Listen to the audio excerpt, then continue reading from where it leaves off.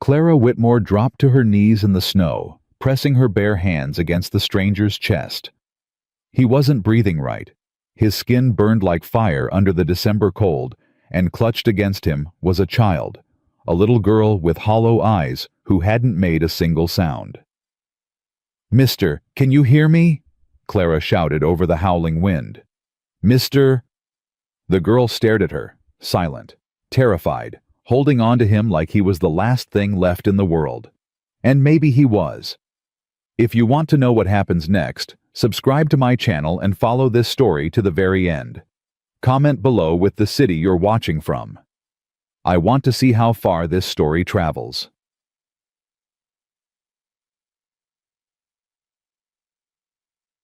The fence post had snapped clean in half. Clara Whitmore stood over it, her breath rising in white clouds, her fingers already numb inside her gloves. December had come early this year, mean and bitter, and the wind cut through her coat like it had a personal grudge. She'd been out here for 2 hours. 2 hours of hauling wood-hammering nails and cursing under her breath at a ranch that seemed determined to fall apart around her. 3 years. 3 years since Daniel died, and folks in town still whispered that she'd sell any day now. That a woman alone couldn't hold 100 acres together. That she'd come crawling back to Judge Whitmore hat in hand, begging him to take the land off her shoulders. Clara drove another nail into the post. She'd die first. The wind shifted, carrying something with it. Something that didn't belong. Clara straightened, squinting toward the mountain road. Nothing but white, snow and fog, and there, a shape, moving slow, too slow. She grabbed her rifle from where it leaned against the fence and started walking. Her boots crunched through the frozen crust, each step deliberate, careful. Out here you didn't run toward strangers. You approached with caution and a loaded weapon. The shape became clearer. A man. Tall, broad-shouldered, staggering like a drunk on Sunday morning. He was carrying something. Someone. Clara's grip tightened on the rifle. "That's far enough," she called out. "State your business." The man stopped, swayed. His head came up, and even from 20 feet away, Clara could see his face was wrong. Flushed red eyes, glassy lips, cracked and bleeding. "Please."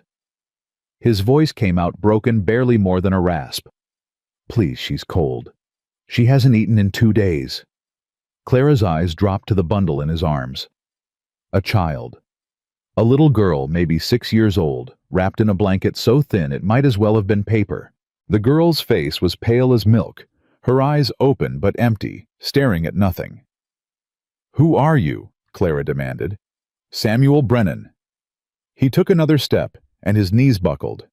He went down hard, twisting at the last second to keep the child from hitting the ground. I was a... He couldn't finish. His whole body shook with fever. Clara didn't move. Her father had taught her better than that. Trust no one who shows up unannounced. Trust no one who begs. But the child. The child hadn't made a sound. Not a whimper, not a cry. She just lay there in the man's arms still, as death watching Clara with eyes that had seen too much. "Is she yours?" Clara asked. "My niece." Samuel's teeth chattered. "Her mama. My sister, she died. Scarlet fever. 3 months ago. I'm all she's got." Clara felt something crack inside her chest. Something she'd kept frozen solid for 3 years. "Can you walk?" He tried to stand. Failed. Tried again. I can't." He looked up at her, and Clara saw it then. Not just fever. Desperation. The kind that comes when a man has nothing left to give, but still has someone depending on him. "Just take her. Please, get her warm. I'll stay out here. I just need her to be safe." Clara lowered the rifle. "Don't be stupid," she said. "You'll be dead by morning."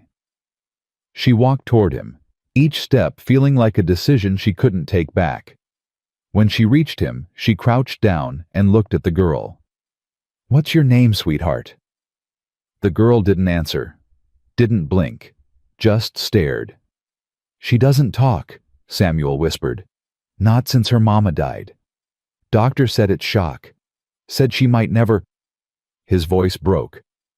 Clara reached out slowly, the way you'd approach a wounded animal. The girl flinched but didn't pull away. "I'm Clara," she said softly. "I'm going to help you. Both of you. Can you walk with me?" The girl looked at Samuel. He nodded weakly. "Go with her, Lily. Go with the nice lady." Lily. The name settled into Clara's mind like it belonged there. Clara lifted the girl into her arms. She weighed almost nothing. Skin and bones and silence. "Can you stand?" Clara asked Samuel.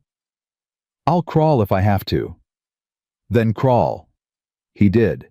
Hands and knees through the snow, following her toward the house like a man dragging himself out of his own grave. Clara didn't look back. She couldn't. If she looked back, she might stop. And if she stopped, she might think. And if she thought, she'd remember all the reasons this was a terrible idea. A stranger, a child, her ranch, her reputation. She kept walking. The house was warm. Clara had banked the fire before she left, and the embers still glowed red in the hearth.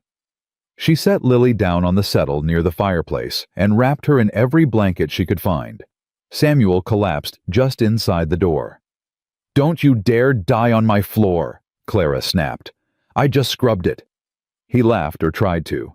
It came out as a wet, rattling cough that shook his whole body.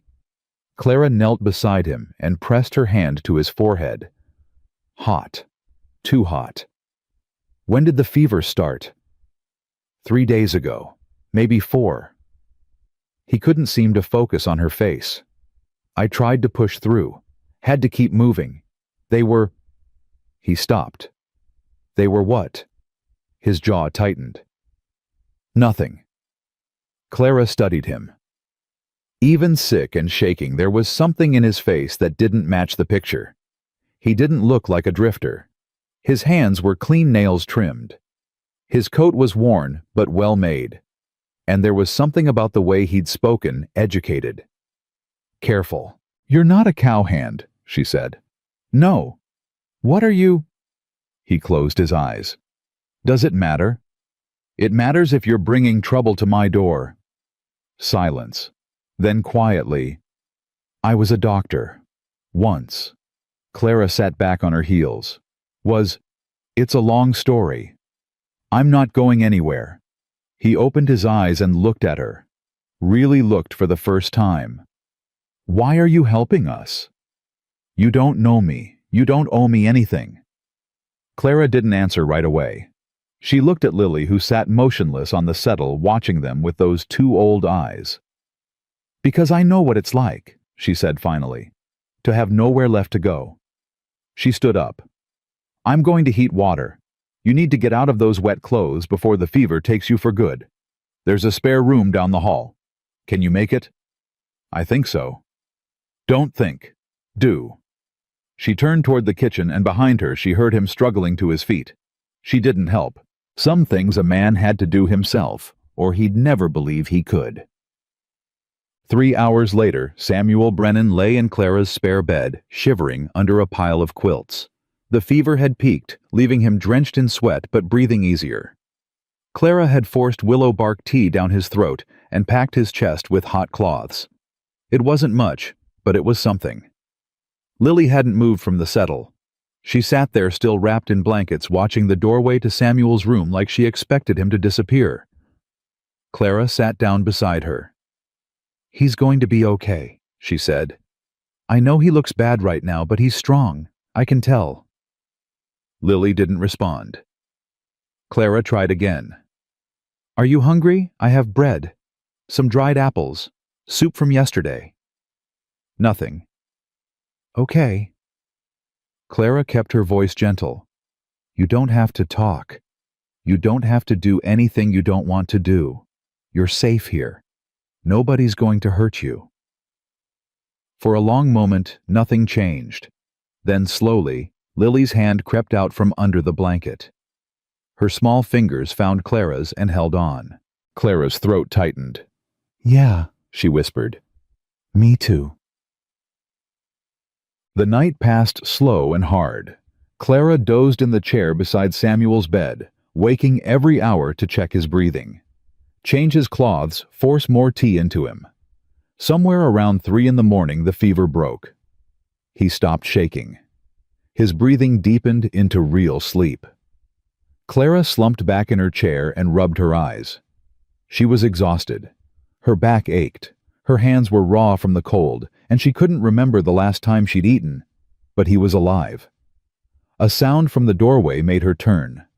Lily stood there, blanket trailing behind her like a cape, watching Samuel's chest rise and fall. "He's sleeping," Clara said softly. "He's going to be okay." Lily walked to the bed. She reached out and touched Samuel's hand, just a brush of her fingers against his, then looked at Clara. For the first time, something moved behind those empty eyes. Something like hope. Clara held out her hand. "Come on, let's get you something to eat." Dawn came gray and cold. Clara stood at the kitchen window watching the snow pile up against the fence she'd been trying to fix. There'd be no going out today. The storm had settled in for good, wrapping the ranch in white silence. Behind her, Lily sat at the table eating bread with careful mechanical bites. She'd eaten 3 pieces already, plus a bowl of soup.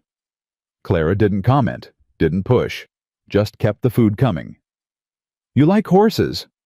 Lily looked up. "I've got 3 in the stable. One of them just had a foal last spring. Pretty little thing, chestnut-colored white star on her forehead. I've been calling her Star, but that's probably not very original." Clara smiled a little. "Maybe you can help me think of a better name. When the storm lets up, I can show you." Lily's eyes flickered. The first real spark Clara had seen. "I know what it's like," Clara said quietly. "To lose someone.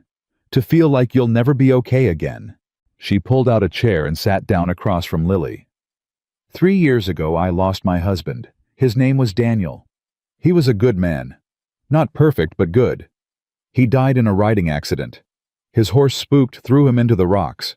He was gone before I could get to him." Lily watched her chewing slowly. "For a long time after I didn't want to talk either. Didn't want to do anything. Just wanted to disappear." Clara's voice stayed steady. "But you know what I learned. The people we love, they don't really leave us. Not all the way. They stay here." She touched her chest. "In our hearts. And as long as we remember them, they're never really gone." Lily's hand stopped halfway to her mouth. Her lips trembled. "Your mama loved you," Clara said. "I can see it in the way your uncle carried you through that storm. She loved you enough to make sure he'd take care of you. And he loves you too. That's why he's here. That's why he almost died trying to keep you safe." A single tear rolled down Lily's cheek. Clara reached across the table and gently wiped it away. "You don't have to be strong all the time," she said. "Not here, not with me." Lily's whole body shuddered. Then she was out of her chair, crashing into Clara's arms, sobbing silently against her shoulder. No sound, just shaking, desperate, broken grief that had been locked up for 3 months. Clara held her tight. "That's it," she murmured. "Let it out. I've got you. I've got you." Samuel woke up around noon. Clara heard him stirring and went to check. He was sitting up in bed looking around the room like he wasn't sure how he'd gotten there. "Good," she said from the doorway. "You're not dead." He turned toward her voice. "Where's Lily?" "Sleeping, on the settle by the fire. She's fine." Clara walked in and handed him a cup of water. "Drink. You need fluids." He took the cup but didn't drink. "How long was I out?" "About 12 hours. Your fever broke around 3 this morning." 12. He tried to stand and immediately sat back down. We have to go. We've already put you out too much." "Go where?" Clara crossed her arms. "In case you hadn't noticed, there's a blizzard outside. You can barely stand. And that little girl is exhausted. You're not going anywhere." "You don't understand. There are people." "I don't care." He stared at her. "I don't care who's looking for you or what you did or didn't do," Clara said. "Right now you're a sick man with a child who needs you. You're staying until you're well enough to travel. End of discussion." "Why?" His voice cracked. "Why would you do this? You don't know me. For all you know, I could be a murderer." Clara laughed. It surprised them both. "Mr. Brennan," she said, "I've met murderers. They don't carry 6-year-olds through blizzards. They don't collapse on a stranger's doorstep begging someone to save a child they could have abandoned miles back." She uncrossed her arms. "Whatever you're running from, I don't believe it's your fault. But even if it was, that little girl doesn't deserve to pay for it. So drink your water, eat something when you can, and rest. We'll figure out the rest later." She turned to leave. "Mrs. Whitmore. Clara Whitmore. Mrs. Whitmore." His voice was rough with something that might have been gratitude. "Thank you. I don't know how to—" "You can thank me by not dying," she said. "Now rest." She closed the door behind her. By evening, Samuel was strong enough to walk to the kitchen. He moved slowly, one hand on the wall, but he made it. Clara had soup ready, the last of her winter stores, but she didn't mention that. Lily woke when she heard his footsteps. She was off the settle and across the room before Clara could blink, crashing into Samuel's legs with enough force to nearly knock him over. He caught himself on the doorframe, laughing weakly. "Easy, little one. I'm not going anywhere." He scooped her up and she wrapped her arms around his neck, burying her face in his shoulder. No sound, but Clara could see her whole body shaking with relief. "She was worried about you," Clara said. "I know." He kissed the top of Lily's head. "I'm sorry, sweetheart. I didn't mean to scare you." They sat at the table together, the three of them eating soup in the amber glow of the oil lamp. Outside the wind howled, but in here it was warm, safe. "I owe you an explanation," Samuel said after a while. "You don't owe me anything. I want to tell you, you deserve to know what you've gotten yourself into." Clara set down her spoon. "All right." Samuel was quiet for a moment, gathering his thoughts. Lily had fallen asleep against his chest, her small breaths even and calm. "I was an army surgeon," he began, "during the war. After it ended, I set up a practice in Missouri. Small town called Jefferson Crossing. Did well enough. Had a reputation for being good in a crisis." He paused. "Maybe too good." Clara waited. "There was a man named Richard Holloway, banker, owned half the county. His wife got sick, something in her lungs. He brought her to me. I did everything I could, but—" Samuel's jaw tightened. "She died. Nothing I could have done would have saved her, but Holloway didn't see it that way. He blamed you. He needed someone to blame. His brother was the sheriff. Within a week they were saying I'd poisoned her, that I'd been having an affair with her and killed her when she tried to end it." His voice was flat, empty. None of it was true. But truth doesn't matter when a rich man wants you destroyed. Clara's hands curled into fists under the table. "There was a warrant. I knew I'd never get a fair trial, so I ran." He looked down at Lily. "My sister was all I had left. When she got sick, I went to her. But by the time I got there—" He couldn't finish. "You took Lily. I promised Sarah I'd keep her safe. That was the last thing I said to her." His voice broke. "I can't break that promise. I can't." Clara stood up. She walked to the window and looked out at the white emptiness. "How long ago did you leave Missouri?" 2 months. "And they're still looking. Holloway's got money. He'll look forever." She turned back to face him. "Then we'll have to be ready." Samuel blinked. You think I'm going to throw you out after hearing that? You think I'm going to send a 6-year-old girl out into a blizzard because some rich man in Missouri told lies?" She walked back to the table and sat down hard. "I've spent 3 years fighting people who want to take what's mine. I'm not afraid of a banker." "Clara, Mrs. Whitmore. Clara," she corrected. "And I mean it. You stay as long as you need to. You help me with the ranch when you're well. In exchange, you and Lily have a roof and food. That's the deal." He stared at her like she was something he'd never seen before. "You barely know me." "I know enough." She held his gaze. "And I know that little girl deserves a chance. So do you." Samuel's eyes glistened. He looked away quickly, blinking hard. "Thank you," he said finally, his voice rough. "I don't know how to thank you." "You can start by finishing your soup. You're still too thin." He laughed, a real laugh this time, surprised and warm. Clara smiled despite herself. Outside, the storm raged on. But inside, something new had begun. The next morning brought silence, the kind that only comes after a heavy snow when the world is muffled and still. Clara woke before dawn as she always did, and lay in bed for a moment listening. Two sets of breathing came from down the hall, one deep and steady, one small and soft. She wasn't alone anymore. The thought hit her harder than she expected. For 3 years she'd woken to silence, eaten alone, worked alone, gone to bed alone. She'd told herself she liked it that way, that she didn't need anyone. Maybe she'd been lying. She got up dressed quietly and headed to the kitchen to start the fire. But when she rounded the corner, she stopped. Samuel was already there. He stood at the stove feeding kindling into the flames, his movements careful but sure. He looked better this morning, still thin, still pale, but steadier, more present. "You should be resting," Clara said. He didn't turn around. "Couldn't sleep. Figured I'd make myself useful. By stealing my morning chores. By trying to earn my keep." He turned then, and there was something in his face, determination maybe, or pride. "I'm not going to sit around while you do all the work.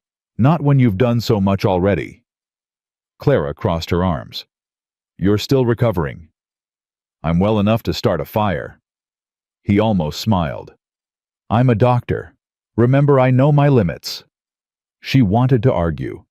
But there was something in the way he stood shoulders back, chin up, that reminded her of herself. The need to be useful, to prove you weren't a burden. "Fine," she said. "But if you collapse again, I'm not carrying you." "Fair enough." They worked in silence for a while, Clara making coffee, Samuel stoking the fire. It was strange sharing the morning ritual with someone. Strange, but not unpleasant. "Can I ask you something?" Samuel said eventually. Clara nodded. "Your husband, how did he die?" She poured 2 cups of coffee and handed him one. Her hands were steady. "Horse spooked. Threw him into the rocks. He broke his neck." She took a sip. 3 years ago next month." "I'm sorry." "So am I." She sat down at the table. "He wasn't perfect. Nobody is. But he was good to me, and he believed in this place. Believed we could make something of it." "And you have." Clara laughed bitterly. "Barely. His father, Judge Whitmore, has been trying to take it back since the funeral. Says a woman can't run a ranch alone. Says it's not proper." Samuel sat across from her. "But you've held on. Stubborn, I guess." "Strong," he corrected. Their eyes met. Something passed between them. Recognition, maybe. 2 people who'd been knocked down and refused to stay there. "I know something about stubborn," Samuel said quietly. "Sarah was the same way. Wouldn't give up on anything. Wouldn't let go." He looked into his coffee cup. "I think that's why Lily stopped talking. She was holding on so tight to her mother that when Sarah died, something in her just broke." Clara's chest ached. "She'll heal, in time." "You really believe that?" "I have to." She set down her cup. "Because if I stop believing people can heal, I have to stop believing it about myself. And I can't do that.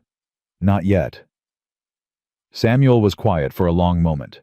Then he reached across the table and covered her hand with his. "Thank you," he said. "For everything. For believing." Clara didn't pull away. "Don't thank me yet," she said. "We've got a long winter ahead." Good. The storm broke 3 days later.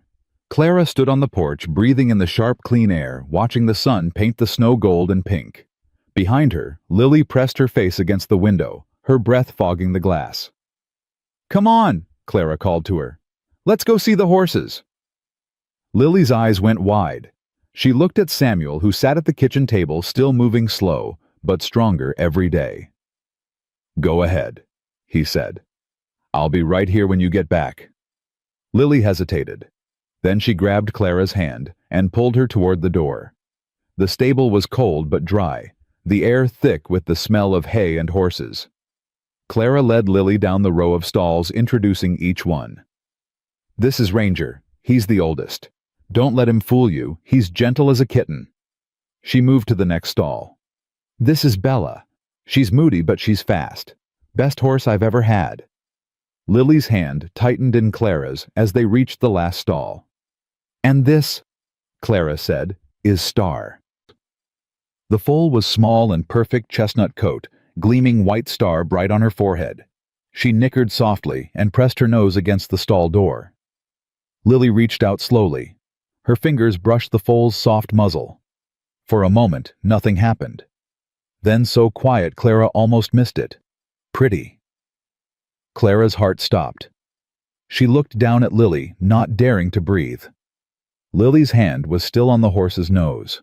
Her eyes were still fixed on Star, but her lips were moving. Pretty horse. Clara dropped to her knees, putting herself at Lily's level. Tears burned in her eyes. "Yes," she whispered. "Yes, she is. She's very pretty." Lily finally looked at her, and for the first time since Clara had found her in the snow, something like a smile crossed the little girl's face. "Can I?" Lily's voice was rough, unused. "Can I name her?" Clara couldn't speak. She just nodded. Lily thought for a moment, her small brow furrowed. Then, "Hope. I want to call her Hope." Clara pulled the child into her arms and held on tight. "That's perfect," she said. "That's absolutely perfect." When they got back to the house, Samuel was waiting on the porch. He took one look at Clara's face, the tears, the smile, and went pale. "What happened? Is she hurt? Is Uncle Sam?" He froze. Lily walked toward him, slow and steady. She stopped at the bottom of the porch steps and looked up at him. "I named the horse," she said. "Her name is Hope." Samuel made a sound, half laugh, half sob. He dropped to his knees and caught Lily as she ran into his arms. "You talked," he whispered. "You talked, sweetheart. You talked." Clara watched them, the man crying into his niece's hair, the little girl holding on to him like she'd never let go, and felt something shift in her chest. Something that had been frozen for 3 years finally began to thaw. She didn't know what tomorrow would bring, didn't know if Holloway's men would find them, or if Judge Whitmore would make his move, or if any of them would survive the winter. But right now, in this moment, on this porch, in the golden light of a December afternoon, there was hope. And that was enough. The days that followed felt like something borrowed from another life. Clara woke each morning to the sound of movement in the house. Samuel's footsteps in the kitchen, Lily's soft humming by the fire. Sounds she'd forgotten could exist. Sounds that made the silence of the past 3 years feel like a wound she hadn't known she was carrying. Samuel healed faster than she'd expected.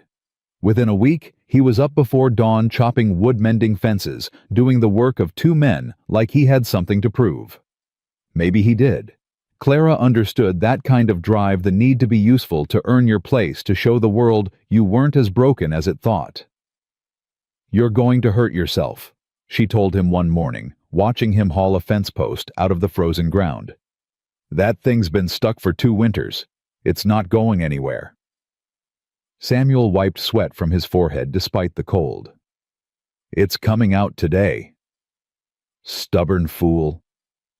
Takes one to know one. She almost smiled. Lily had started talking more. Not a lot, just a word here, a sentence there, but each one felt like a gift. She followed Clara around the ranch like a shadow, watching everything with those two old eyes, asking questions in her rough, unused voice. Why do horses sleep standing up? What's that bird called? Can I help? That last one came most often. Can I help feed the chickens? Can I help brush Bella? Can I help make bread? Clara said yes every time, even when it would have been faster to do it herself. There was something healing in watching Lily's small hands learn to work and seeing purpose replace the emptiness in her eyes. One afternoon, Clara found Lily in the stable standing on a stool to reach Hope's mane. She was braiding it badly, but with fierce concentration. "That's looking good," Clara said. Lily didn't turn around. "Mama used to braid my hair every morning. She said it was our special time." Clara's throat tightened. She walked over and stood beside the stool. "Would you like me to braid your hair sometime?" Lily's hand stopped moving.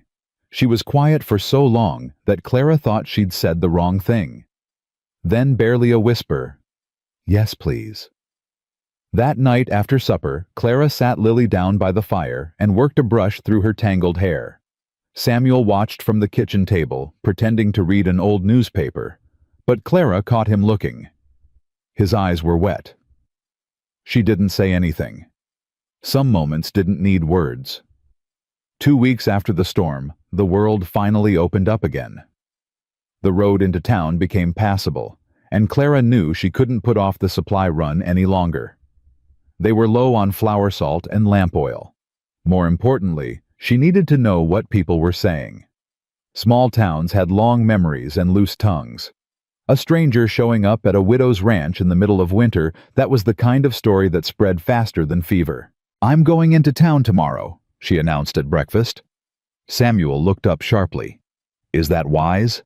We need supplies, and I need to show my face. Let folks know everything's normal." "Everything's not normal. They don't need to know that." He set down his fork. "I should come with you." "No." Clara's voice was firm. "You stay here with Lily. If anyone asks questions, I'll handle it." "Clara, this is my town, Samuel. These are my people. I know how to manage them." He wanted to argue. She could see it in the set of his jaw, the tension in his shoulders. But he didn't. "Be careful," he said quietly. "Always am." The ride into town took 3 hours through snow that came up to Ranger's knees in some places. Clara didn't mind. The cold gave her time to think, to plan what she'd say if anyone asked about the smoke coming from her chimney, about the tracks in her yard, about the man and child that old Sam Whitlow had probably already told everyone about. Cold Spring looked the same as always. A cluster of wooden buildings huddled against the Wyoming winter smoke, rising from every chimney horses tied up outside the saloon. Clara rode straight to the general store, keeping her eyes forward, her face neutral. Inside, Mrs. Patterson was arranging canned goods on a shelf. She turned when the bell rang, and her eyes went wide. "Clara Whitmore. Haven't seen you in weeks." "Been busy." Clara handed over her list. "Storm kept me in." Mrs. Patterson's voice dripped with unspoken questions. "Heard you had some excitement out your way." "Did you now?" "Sam Whitlow came through last week. Said he saw a man walking the mountain road with 2 babies. Said the man looked half dead." Clara kept her face blank.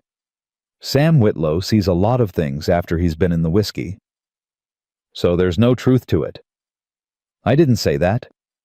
Mrs. Patterson leaned forward, hungry for gossip. "Well, is there a man at your place, or isn't there?" Clara met her eyes. "There's a man. His name is Samuel Brennan. He's a widower with a niece. They got caught in the storm and I gave them shelter. He's been helping with the ranch in exchange for room and board. That's all." "That's all. That's all." Mrs. Patterson's mouth twisted. "Folks are going to talk Clara. A single woman taking in a strange man. Folks always talk. They talked when I didn't sell after Daniel died. They talked when I refused to move into town. They'll talk now." Clara picked up her basket. "I've never let talk stop me before. I don't intend to start." She paid for her supplies and walked out before Mrs. Patterson could say another word. But the damage was done. By the time she'd finished her errands, the post office, the feed store, the blacksmith, she could feel eyes following her everywhere. Whispers stopped when she approached. Conversations resumed when she passed. Let them talk, she told herself. Let them think what they want. But deep down, she knew this was only the beginning. She was loading the last of the supplies onto Ranger when a voice stopped her cold. "Clara." She turned slowly. Judge Harlan Whitmore stood on the boardwalk outside the courthouse, his black coat immaculate, his silver hair gleaming in the winter sun. He looked exactly as he always did, distinguished, powerful, utterly sure of himself.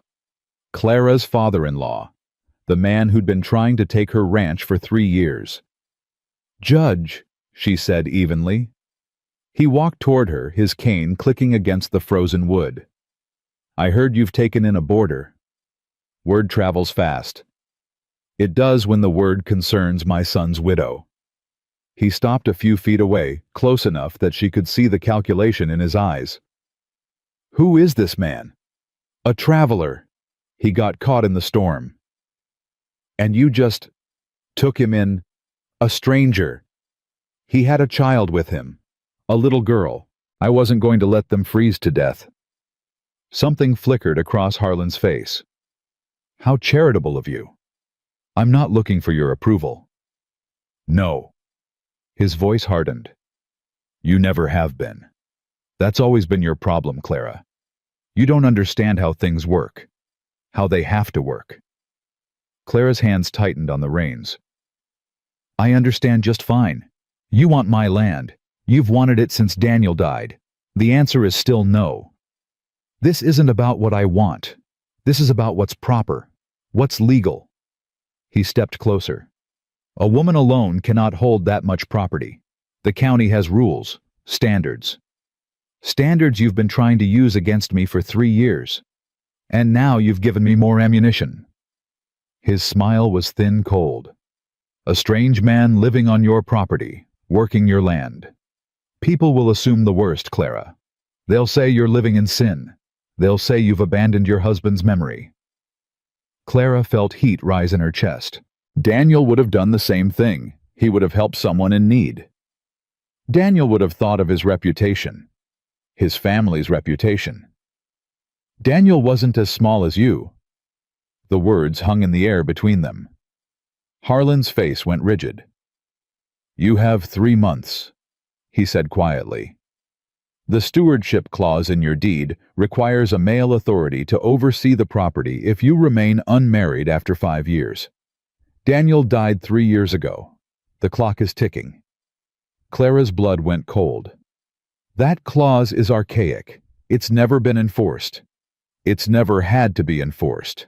Most widows have the sense to remarry or sell." He leaned in. "You've had neither. And now with this situation, I have grounds to petition the court, to have the property transferred to family oversight. You can't do that." "I can, and I will." He straightened. "Unless, of course, you come to your senses. Sell me the land at a fair price. Take Lily, if that's even her real name, and your mysterious boarder, and start fresh somewhere else. It's what's best for everyone." Clara's voice came out steady, though her hands were shaking. "I'm not selling. Not to you. Not ever." Harlan studied her for a long moment. Then he nodded slowly. 3 months, Clara. I'll see you in court." He turned and walked away, his cane striking the boardwalk with each step like a judge's gavel. Clara stood there until he was gone, her heart pounding, her mind racing. Then she mounted Ranger and rode home as fast as the snow would allow. Samuel was waiting on the porch when she got back. He must have seen her face because he was down the steps before she'd even dismounted. "What happened?" Clara slid off Ranger and handed him the reins. Her legs felt weak. "We need to talk." Inside, Lily was napping by the fire, curled up under a blanket with one of Clara's old dolls clutched against her chest. Clara stood over her for a moment, watching her breathe, trying to steady herself. "Clara." Samuel's voice was low, urgent. What happened in town? She told him. All of it. The whispers, the stares, the confrontation with Harlan. The 3-month deadline. The stewardship clause. When she finished, Samuel was pale. "This is my fault," he said. "If I hadn't shown up—" "Don't." Clara cut him off. "Harlan's been looking for an excuse for years. If it wasn't you, it would have been something else. A bad harvest, a broken fence. He'd have found a way. But I gave him the way. I handed it to him. You didn't hand him anything. You were dying in a snowstorm with a child in your arms. That's not a crime." Samuel sank into a chair, his head in his hands. "What are we going to do?" Clara sat down across from him. She was tired, bone-tired, but her mind was clear. "We fight." He looked up. "How?" "The stewardship clause requires a male authority if I'm unmarried. So either I find a way to challenge the clause, or I—" She stopped. "Or you what?" Clara couldn't look at him. "Or I get married." The silence that followed was heavy thick with everything neither of them could say. "Clara," Samuel said finally, his voice rough. "I can't ask you to—" "You're not asking. I'm not asking either. I'm just stating facts." She stood up, walked to the window, stared out at nothing. "I've survived 3 years alone. I can survive 3 more. But that little girl—" She glanced at Lily, still sleeping peacefully. "She needs stability. She needs a home. And you need protection from whatever's chasing you. You don't owe us anything." "I know." She turned to face him. "But I've been alone a long time, Samuel. Maybe too long. And these past few weeks with you and Lily here—" She shook her head. "I forgot what it felt like. To have someone to talk to at dinner. To hear footsteps in the house. To not wake up every morning wondering what the point of it all is." Samuel stood slowly. He crossed the room until he was standing right in front of her.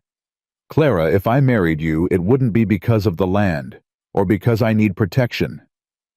His voice was barely a whisper. "It would be because you're the strongest woman I've ever met. Because you took in 2 strangers in a storm and saved their lives. Because you held my niece when she cried and told her it was okay to feel." Clara's heart was beating so hard she could feel it in her throat. "Samuel, I'm not proposing. Not yet. I'm just telling you the truth." He reached out and took her hand. "Whatever you decide, I'm with you. If you want to fight this alone, I'll support you. If you want me gone, I'll go. But if you want me to stay, really stay, then I will. For as long as you'll have me." Clara looked down at their joined hands. His fingers were rough, calloused from weeks of hard work. Warm. "I don't know what I want," she admitted. "I haven't let myself want anything in 3 years." "Then take your time. Figure it out." He squeezed her hand gently. "I'm not going anywhere." From the settle, a small voice spoke. "Uncle Sam, Clara." They both turned. Lily was sitting up, rubbing her eyes, looking between them with sleepy confusion. "What's wrong?" Clara let go of Samuel's hand and walked over to the child. She knelt down, brushing hair back from Lily's face. "Nothing's wrong, sweetheart. We were just talking." "You looked sad." Clara smiled despite everything. "I'm not sad. I'm just thinking." Lily considered this. Then she reached out and patted Clara's cheek with one small hand. "Don't think too hard. Mama always said thinking too hard gives you wrinkles." Samuel laughed a real laugh, surprised and warm. Clara felt it spread through her like heat from a fire. "Your mama sounds like she was very smart," Clara said. She was. Lily's voice was matter-of-fact.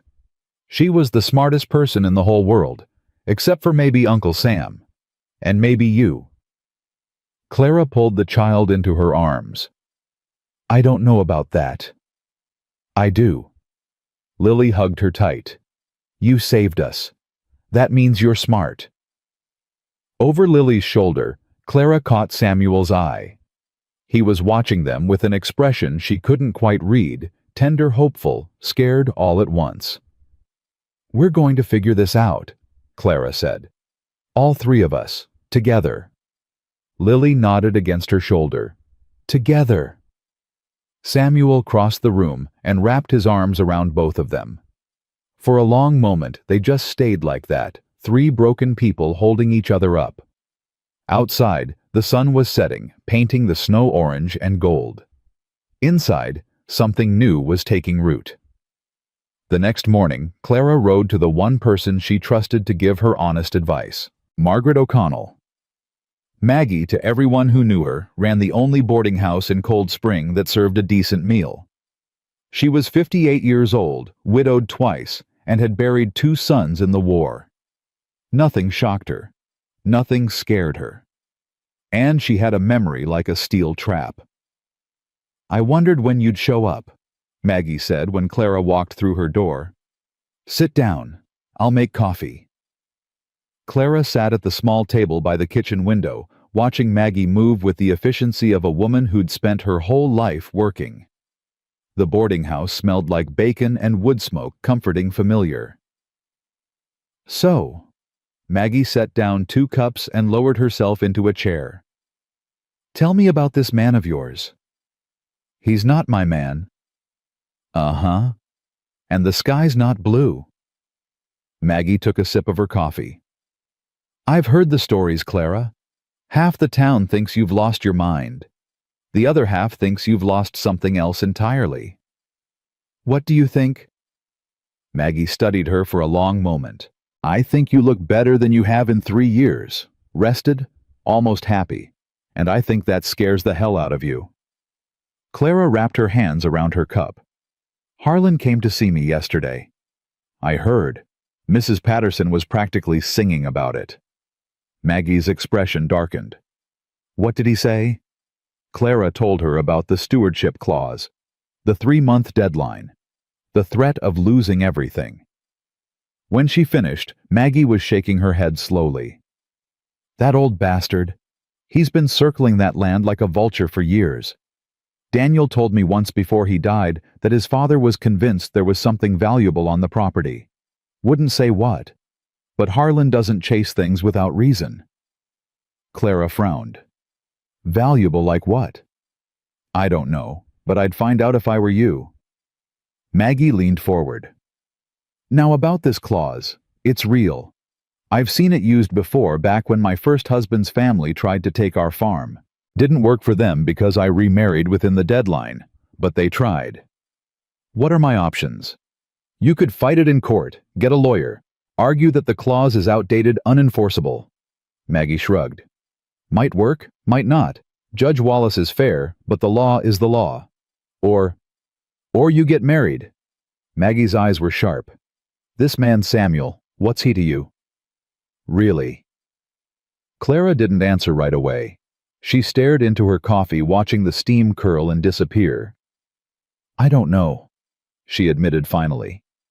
"He's kind. He works hard. He loves that little girl more than anything in the world. And when I'm with him, I feel—" She struggled for the right word. "Less alone." Maggie nodded slowly. "That's more than a lot of marriages start with. It's not enough to build a life on. Maybe not, but it's a start." Maggie reached across the table and took Clara's hand. "Listen to me. I've been married twice. The first time for love, wild, passionate, consuming love. Thomas was beautiful and reckless, and he made me feel like I was flying. He also drank too much, gambled too much, and died in a bar fight when I was 23. Clara looked up surprised. Maggie never talked about her first husband. "The second time was for comfort. Henry wasn't handsome or exciting. He was steady, reliable. He showed up every day, did the work, came home to me every night. I didn't love him the way I loved Thomas, not at first. But after 20 years of waking up next to him, of raising our boys together, of holding each other through the hard times." Maggie's voice softened. "That was the deepest love I've ever known. The kind that grows slow and quiet and lasts forever." "What are you saying?" "I'm saying, don't wait for lightning to strike. Sometimes the warmest fires are the ones you build yourself, one log at a time. Maggie squeezed her hand. This man came into your life for a reason. Maybe it was just the storm. Maybe it was something more. But the way you talk about him, the way your face changes when you say his name, there's something there, Clara. Don't be too proud to see it. Clara felt tears prick her eyes. She blinked them back. I'm scared, she whispered. Of course you are. Love is terrifying, especially the second time around when you know exactly how much it can hurt to lose someone. Maggie's grip tightened. But you know what's more terrifying, spending the rest of your life alone because you were too afraid to try. Clara sat with that for a long moment. Then she pulled her hand back and stood up. Thank you, Maggie. Any time. Now go home to that man of yours before he starts to worry. He's not... Get out of here. But Maggie was smiling. Clara rode home with Maggie's words echoing in her head. Sometimes the warmest fires are the ones you build yourself. She found Samuel in the stable teaching Lily how to brush Bella. The little girl was standing on a stool running the brush along the horse's flank with careful concentration. Samuel stood behind her, guiding her hand, his voice low and patient. That's it. Long strokes. She likes that. She's so soft, Lily murmured. She is. You're doing great. Clara leaned against the stable door, watching them.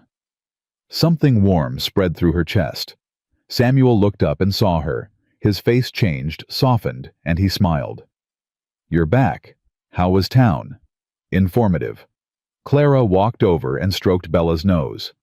Maggie sends her regards. Maggie O'Connell. The boarding house lady. You know her. Met her briefly when I first came through. She gave me directions to the mountain road. He paused. She's the one who told me there was a ranch up this way. Said the widow who lived there might have work. Clara stared at him. She sent you here. In a manner of speaking. Samuel's smile faded slightly. I didn't know it then, but I think she might have been doing more than giving directions. Lily tugged on Samuel's sleeve. Uncle Sam, can I give Hope a carrot? Sure, sweetheart. Check the bucket by the door. Lily hopped off the stool and ran toward the feed bucket, leaving Clara and Samuel alone. Maggie thinks I should marry you, Clara said quietly. Samuel went very still. She said that, not in so many words, but she implied it pretty strongly. Clara kept her eyes on Bella, not trusting herself to look at him. She also said that the land might be worth more than I know, that Harlan's been after it for a reason. What kind of reason? I don't know, but I'm going to find out. Samuel was quiet for a moment. Then he stepped closer, close enough that Clara could feel the warmth of him. Clara, whatever you decide about us, I want you to know that I meant what I said. I'm not going anywhere. Not unless you ask me to. She finally looked at him. His eyes were steady earnest, full of something she was afraid to name. I know, she said softly. Good. He reached out and tucked a strand of hair behind her ear. His fingers lingered for just a moment longer than necessary. Now, let's go figure out what Harlan Whitmore is really after.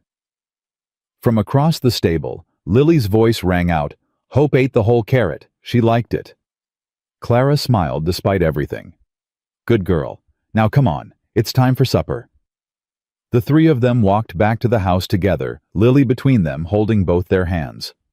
The sun was setting behind the mountains, turning the sky pink and gold. Clara didn't know what tomorrow would bring. She didn't know if she could beat Harlan, or if she was brave enough to let herself love again, or if any of them would make it through the winter. But right now, in this moment, she had two hands in hers, and that was enough to keep going. The answer came 3 days later, buried in a stack of old papers Clara found in Daniel's study. She'd avoided this room since his death. It still smelled like him leather and pipe tobacco and the faint mustiness of old books. His coat still hung on the back of the chair. His reading glasses still sat on the desk where he'd left them. But Maggie's words wouldn't leave her alone. Harlan doesn't chase things without reason. So Clara forced herself through the door, forced herself to sit at Daniel's desk, and started going through the drawers. Most of it was mundane. Bills, receipts, letters from suppliers, a few photographs their wedding day, the house when it was first built, Daniel's mother before she passed. Clara touched each one gently, letting the memories wash over her without drowning. Then she found the envelope. It was hidden at the very back of the bottom drawer, tucked behind a false panel she'd never noticed before. The paper was yellowed brittle with age. Inside was a single sheet covered in cramped handwriting. Clara read it once, then again. Then a third time, her heart pounding harder with each pass. Samuel.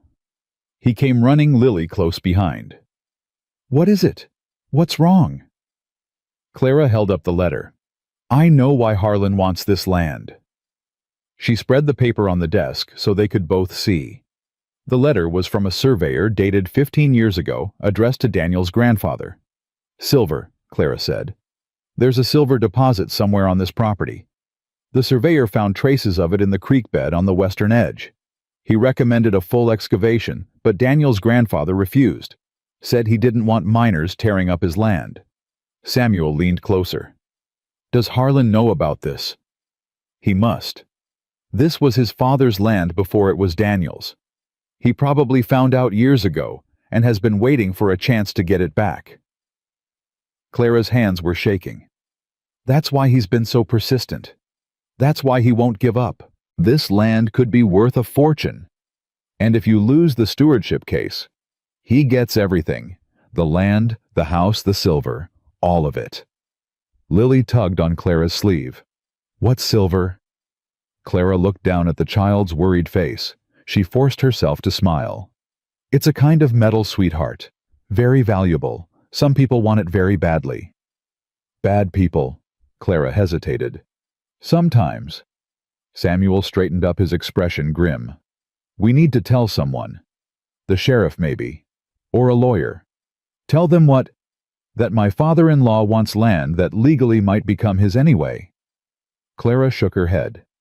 The stewardship clause is real. Unless I can challenge it in court, or find another way around it, Harlan wins. The silver just explains why he's so determined. Then we find another way. Clara looked at him. Samuel, I mean it. His voice was fierce. You've given us everything. Shelter, food, a home. I'm not going to stand by and watch someone take that from you. It's not your fight. The hell it isn't. The curse surprised her. Samuel rarely raised his voice, rarely showed anything but calm, steady patience. But now, his jaw was tight. His hands clenched at his sides. You took us in when you didn't have to, he said. You saved Lily's life. You saved mine. That makes this my fight too. Clara felt something crack inside her chest, not breaking, opening. Okay, she whispered. Okay, we fight together. Samuel's face softened. He reached out and took her hand. Together. Lily squirmed between them. Can I fight too? Clara laughed despite herself. You can help by being brave. Can you do that? Lily nodded solemnly. I can be very brave. I know you can. They spent the rest of the day planning. Clara would ride into town tomorrow and talk to Judge Wallace directly, not about the stewardship case, but about the silver. If there was any way to prove that Harlan had known about the deposit and hidden it from Daniel, it might give her leverage. Samuel would stay with Lily and keep working the ranch. The more productive it looked, the stronger their case for keeping it.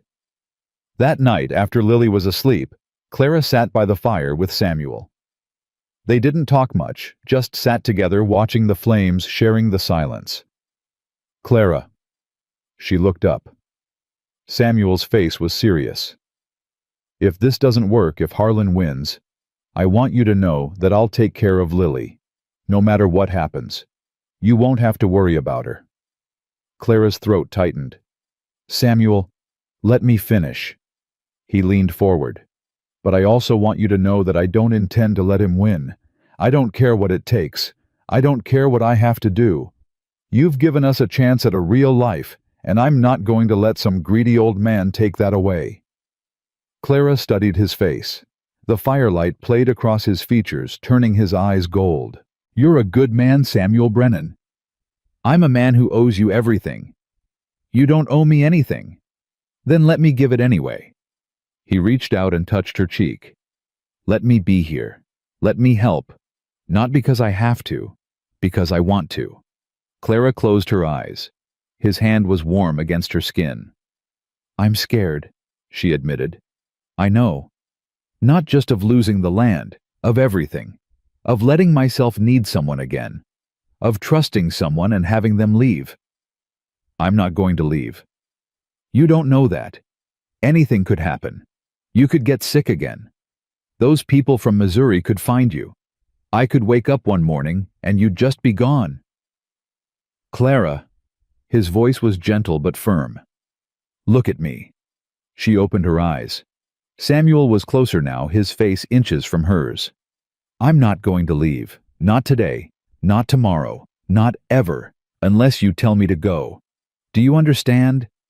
She nodded slowly. "Good." He pulled back slightly. "Now get some sleep.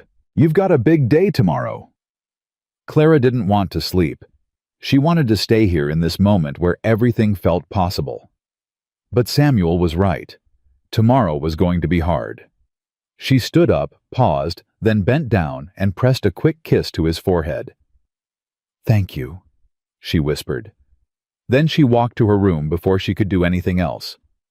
The ride into town the next morning was colder than usual. A bitter wind had picked up overnight, cutting through Clara's coat like knives. She hunched lower in the saddle and urged Ranger forward. Judge Wallace's office was on the second floor of the courthouse, a cramped room stuffed with books and papers and the perpetual smell of cigar smoke. He was a small man with a big mustache and eyes that saw everything. "Mrs. Whitmore." He gestured to a chair. "I had a feeling I'd be seeing you." Clara sat down, keeping her back straight. "You know why I'm here." "The stewardship case. Harlan's been making noise about it for weeks." Wallace leaned back in his chair.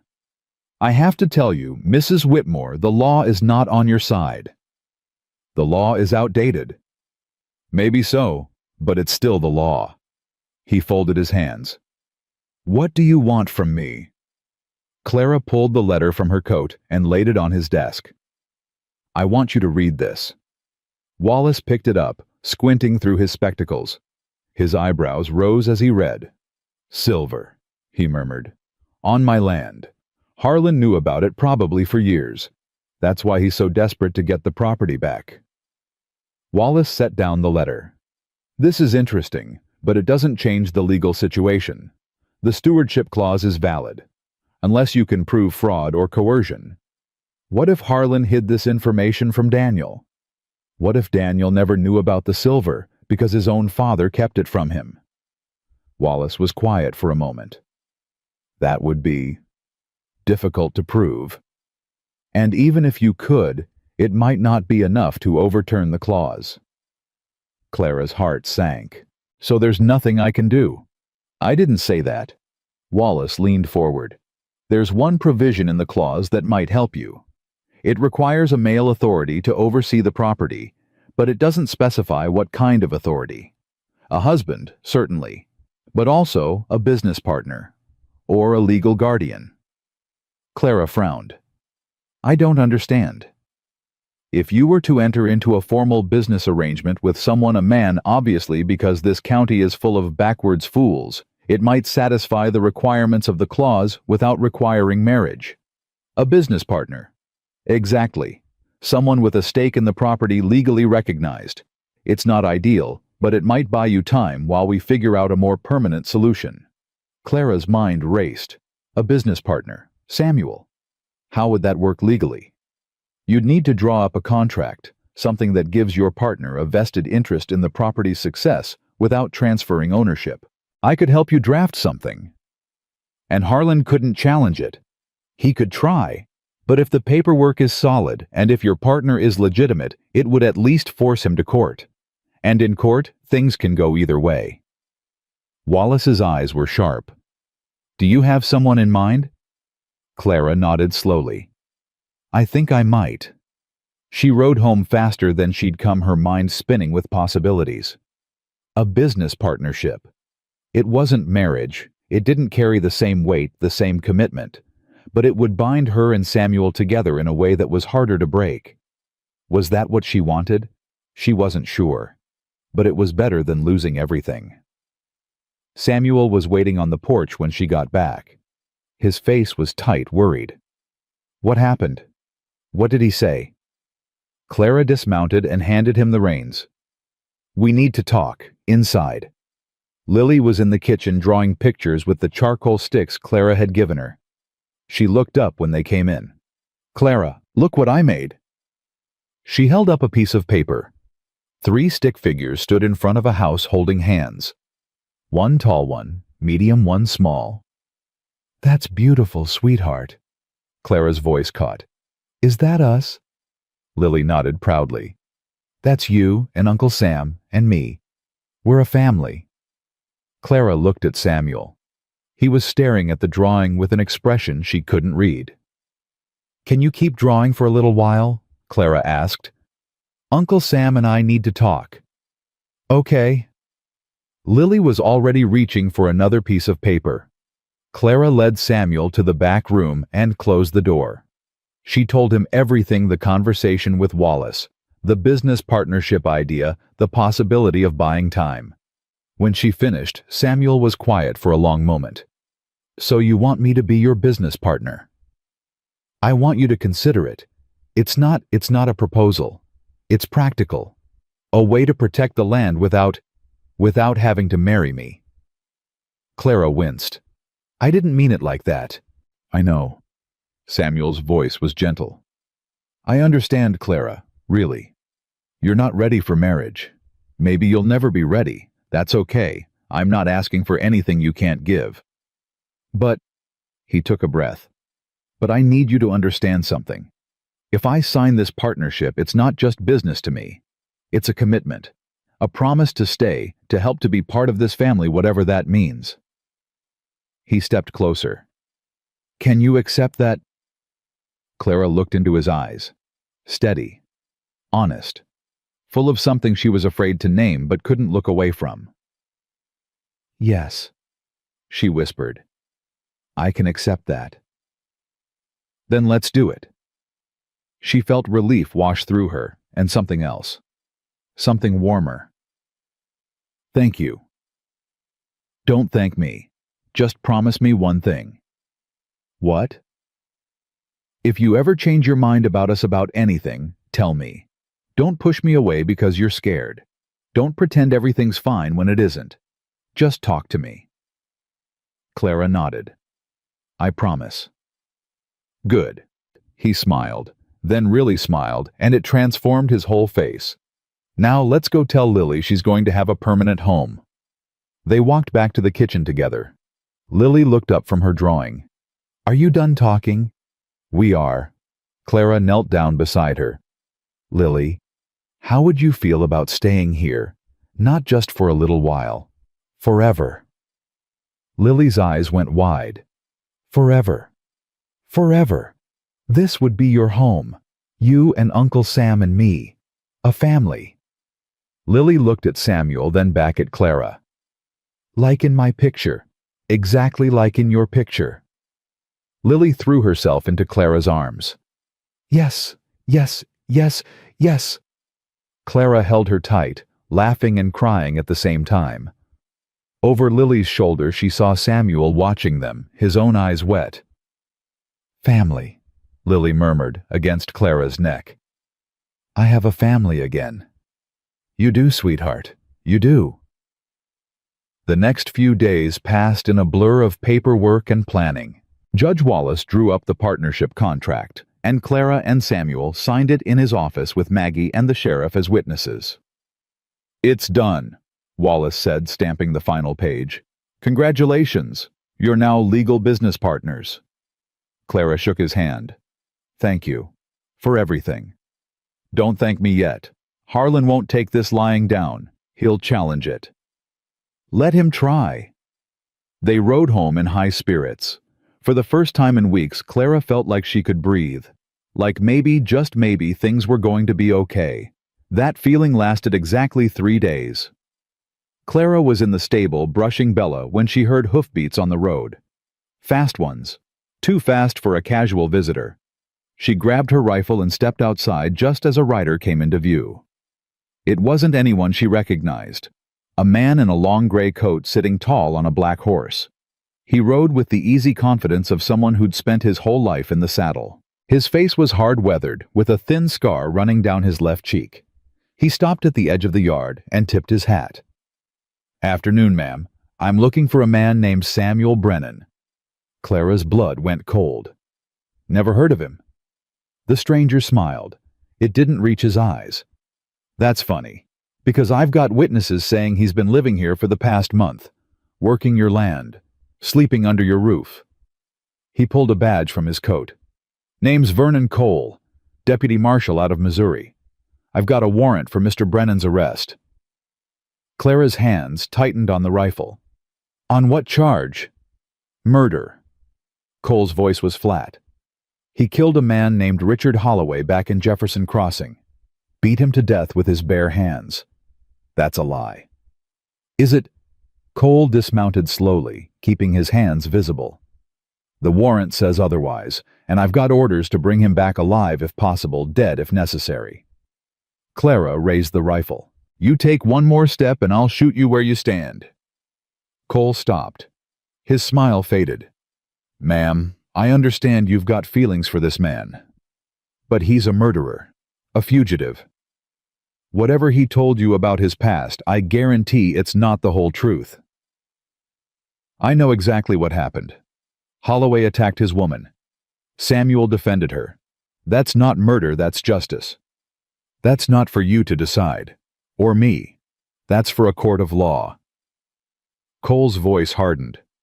"Now I'm going to give you one chance to hand him over peacefully. If you don't, I'll come back with more men and things will get ugly." "They're already ugly. They can get worse. Trust me." The door to the house opened. Samuel stepped out onto the porch, his face pale but calm. "Clara, put the gun down." "Samuel, no. He's right. This isn't your fight." Samuel walked down the steps slowly. "Deputy Cole, I'm Samuel Brennan. I'll come with you." Cole's eyebrows rose. "Well, that's unexpected." "Samuel, you can't." Clara's voice cracked. "If you go back there, they'll hang you." "Maybe, maybe not." Samuel's eyes met hers. "But I won't let you get hurt trying to protect me. I've been running for too long. It's time to face what happened." "You're innocent. Then I'll prove it in court." He turned back to Cole. "Give me 5 minutes to say goodbye." Cole considered this. Then he nodded. 5 minutes, then we ride." Samuel walked to Clara. She was shaking the rifle still clutched in her hands. "Don't," she whispered. "Please, there has to be another way." "There isn't." He gently took the rifle from her hands and set it aside. "Clara, listen to me. You've given me more than I ever deserved. A home, a family, hope." His voice broke slightly. "But this is something I have to do. For Lily, for you, for myself." "What about the partnership, the land?" "The contract stands whether I'm here or not. You'll be protected." He cupped her face in his hands. "Take care of Lily. Promise me." Tears streamed down Clara's face. "I promise." "Tell her I love her. Tell her I'll come back if I can." "Samuel." He kissed her. It wasn't soft or gentle. It was desperate, hungry, full of everything they'd never said and might never get the chance to say. Clara kissed him back with equal fierceness, trying to pour 3 years of loneliness and 3 weeks of hope into a single moment. When they finally broke apart, they were both crying. "I love you," Samuel said quietly. "I know I shouldn't say it. I know the timing is wrong, but I need you to know. Whatever happens, I love you." Clara couldn't speak. She just nodded, her heart breaking. Samuel turned and walked toward Cole. The deputy was already mounting his horse. "Wait." The voice was small, broken, coming from the porch. Lily stood in the doorway, her face white with terror. "Uncle Sam, where are you going?" Samuel's whole body tensed. He turned back. "I have to go away for a little while, sweetheart. But Clara's going to take care of you. You'll be safe here." "No." Lily ran down the steps and threw herself at him. "No, no, no, you can't leave. You promised you'd never leave." Samuel dropped to his knees and held her tight. I know I promised. And I'm sorry. I'm so sorry." "Don't go." Lily was sobbing now. "Please don't go. I'll be good. I'll be so good. Just don't leave me." Clara's heart shattered into 1,000 pieces. Samuel pulled back and looked into Lily's eyes. His own were streaming. "Listen to me. This isn't because of anything you did. You're perfect. You're the best thing that ever happened to me. And I love you more than anything in the world." "Then stay." "I can't. Not right now." He wiped her tears with his thumb. "But I need you to be brave. Can you do that? Can you be brave for me?" Lily's lower lip trembled. "I'll try." "That's my girl." He kissed her forehead. "Take care of Clara. She needs you." "I will." Samuel stood up slowly. He looked at Clara one last time. "I'll come back," he said. "I swear to God, I'll come back." Then he walked to Cole's horse and mounted behind the deputy. Clara watched them ride away until they disappeared over the ridge. Then she sank to her knees in the frozen mud, gathered Lily into her arms, and wept. The house felt empty that night. Clara went through the motions, cooking dinner, putting Lily to bed, banking the fire, but everything felt hollow. Wrong. Like the world had shifted off its axis, and nothing would ever be right again. Lily cried herself to sleep. Clara sat beside her bed, stroking her hair, whispering promises she wasn't sure she could keep. "He'll come back. Everything will be okay. I'm here. I'm not going anywhere." But the words felt thin, fragile. After Lily finally drifted off, Clara walked to the window and stared out at the darkness. Samuel was out there somewhere, cold, alone, heading toward a trial that was rigged against him. And she was here, helpless. No, not helpless.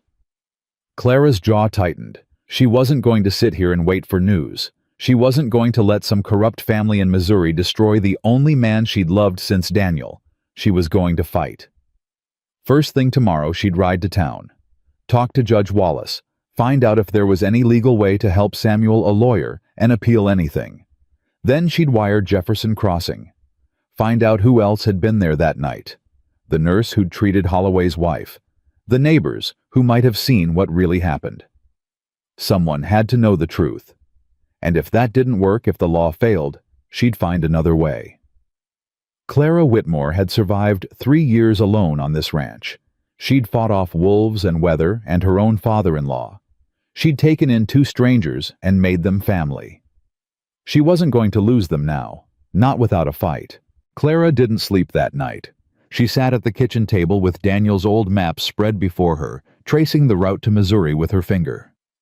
3 weeks by wagon, 2 weeks by horse if you rode hard. Samuel and Cole had a day's head start, but they'd be moving slow. 1 horse carrying 2 men couldn't push too fast. If she left now, if she rode through the night, she might catch them before they reached the state line. But she couldn't leave Lily. The thought hit her like a physical blow. She dropped her head into her hands and let out a sound that was half sob, half scream. "Clara!" She looked up. Lily stood in the doorway, clutching the old doll Clara had given her, her face pale in the lamplight. "Sweetheart, you should be asleep." "I can't sleep." Lily's voice was small, broken. "I keep thinking Uncle Sam is going to come back, but he doesn't." Clara pushed back from the table and held out her arms. Lily ran to her, climbing into her lap like she was half her age. "I miss him," Lily whispered. "I know. I miss him too." "Is he going to die?" The question hit Clara like a knife. She pulled Lily closer, pressing her face into the child's hair. "No, no, sweetheart. He's not going to die. I won't let that happen. Promise." Clara's throat tightened. She shouldn't promise. She couldn't know what would happen, couldn't control any of it. But Lily needed her to say it. Needed something to hold on to. "I promise." They sat like that for a long time, wrapped around each other in the flickering lamplight. Eventually, Lily's breathing evened out her small body, going limp with exhaustion. Clara carried her back to bed, tucked the blankets around her, and pressed a kiss to her forehead. "I'll bring him back," she whispered, "whatever it takes." At first light, Clara rode to Maggie's. The older woman took one look at her face and pulled her inside without a word. She poured coffee, set out bread, and waited. Clara told her everything. The deputy, the warrant, Samuel's confession, the way he'd kissed her goodbye like it was the last time. When she finished, Maggie was quiet for a long moment. "Well," she said finally, "that's a hell of a mess." Clara laughed bitterly. "That's one way to put it. What are you going to do?" "Fight. Find evidence. Prove he's innocent." "How?" Clara pulled a folded paper from her pocket. She'd found it in Samuel's coat that morning, a letter he'd been writing never finished. "He mentioned a nurse," Clara said. "A woman who was there the night Holloway's wife died. She saw what really happened. Samuel said she was the only one who knew the truth." Maggie took the letter and read it. Her eyebrows rose. "Ruth Ann Calloway. Lives in St. Joseph now, apparently." She looked up. "That's a long way, Clara." "I know. And you'd have to leave Lily." Clara's jaw tightened. "I know that too." Maggie studied her for a long moment. Then she set down the letter and reached across the table. "Leave her with me." Clara blinked. "What?" "Lily, leave her with me while you go." Maggie's voice was firm. "I've got room. I've got time. And that child needs someone steady while you're off saving her uncle." "Maggie, I can't ask you to." "You're not asking. I'm offering." Maggie squeezed her hand. "Clara, that man loves you. Anyone with eyes can see it. And you love him whether you're ready to admit it or not. Don't let him hang because you were too proud to accept help." Clara felt tears burn her eyes. "I don't know how to thank you." "Bring him back alive. That'll be thanks enough." Clara rode home, packed a bag, and sat Lily down at the kitchen table. "I have to go away for a little while," she said carefully. "To help Uncle Sam." Lily's face crumpled. "No, you can't leave too." "I have to, sweetheart. He needs me. I need you." Clara pulled her into a tight hug. I know you do, but Mrs. O'Connell is going to take care of you while I'm gone. She's kind and warm, and she makes the best biscuits in the whole county. You'll be safe with her." Lily was crying now, her small body shaking. "What if you don't come back? What if you leave like Mama did?" Clara's heart broke. She pulled back and looked into Lily's eyes. "Listen to me. Your Mama didn't want to leave you. She fought as hard as she could to stay. But sometimes bad things happen that we can't control." She wiped Lily's tears with her thumb. "I'm not sick. I'm not going somewhere dangerous. I'm going to find the truth and bring your uncle home. And then we're all going to be a family again." "Okay?" Lily sniffled. "You promise?" "I promise." "Cross your heart." Clara made an X over her chest. "Cross my heart." Lily threw her arms around Clara's neck. "I love you." The words hit Clara like a wave. She held Lily tight, tears streaming down her own face. "I love you too, sweetheart. So much." An hour later, Clara left Lily at Maggie's boarding house with a trunk of clothes, her drawings, and the doll she wouldn't let go of. The goodbye was harder than anything Clara had done since burying Daniel, but she forced herself to mount Ranger and ride away. She had work to do. The journey to St. Joseph took 12 days. Clara pushed hard, stopping only when Ranger needed rest, sleeping in barns and under bridges when she couldn't find an inn. She ate when she remembered to drink water from streams and kept moving forward. On the 8th day, she caught up with Vernon Cole. She saw them from a ridge, two figures on horseback making their way along the main road. Samuel was riding behind Cole now, hands bound in front of him. Even from a distance, Clara could see how thin he'd gotten, how defeated he looked. Her hand went to the rifle at her side. She could do it. One shot. Cole would never see it coming. But then Samuel would be a fugitive forever, and Clara would be a murderer. She lowered her hand. There had to be another way. She followed them for 2 more days, keeping her distance, watching. Cole was careful. He checked their back trail every few hours, kept his hand near his gun, never let Samuel out of his sight. But he also talked. Clara couldn't hear the words, but she could see Samuel responding, nodding, sometimes even laughing. They weren't enemies. They were just 2 men caught up in something bigger than themselves. On the 10th day, Clara made her move. She rode down to the road and positioned herself directly in Cole's path. When he came around the bend, she was waiting. "Afternoon, Deputy." Cole's hand went to his gun. "Mrs. Whitmore, I should have known. I'm not here to cause trouble." "Then why are you here?" Clara looked past him to Samuel. His face had gone pale with shock. "Clara, what are you doing?" "What I should have done days ago." She turned back to Cole. "I know you're just doing your job. I know you've got orders. But the man you're taking back to Missouri is innocent." Cole's expression didn't change. "That's not for me to decide." "No, it's for a jury to decide. But what kind of jury is he going to get in a town where the dead man's brother is the sheriff?" Clara urged Ranger forward until she was close enough to touch Cole's horse. "You seem like a decent man, Deputy. You've been kind to him on this journey. I saw it." Cole shifted uncomfortably. "What's your point?" "My point is that you know something's wrong. You've been doing this job long enough to smell when a case is rotten, and this one stinks." Cole was quiet for a long moment. His eyes flicked to Samuel, then back to Clara. "I've got a warrant. I've got orders. I don't have the authority to just let him go." "I'm not asking you to let him go. I'm asking you to give me time." Clara's voice was steady. "There's a witness. A nurse named Ruth Ann Calloway. She was there the night Holloway's wife died. She knows what really happened."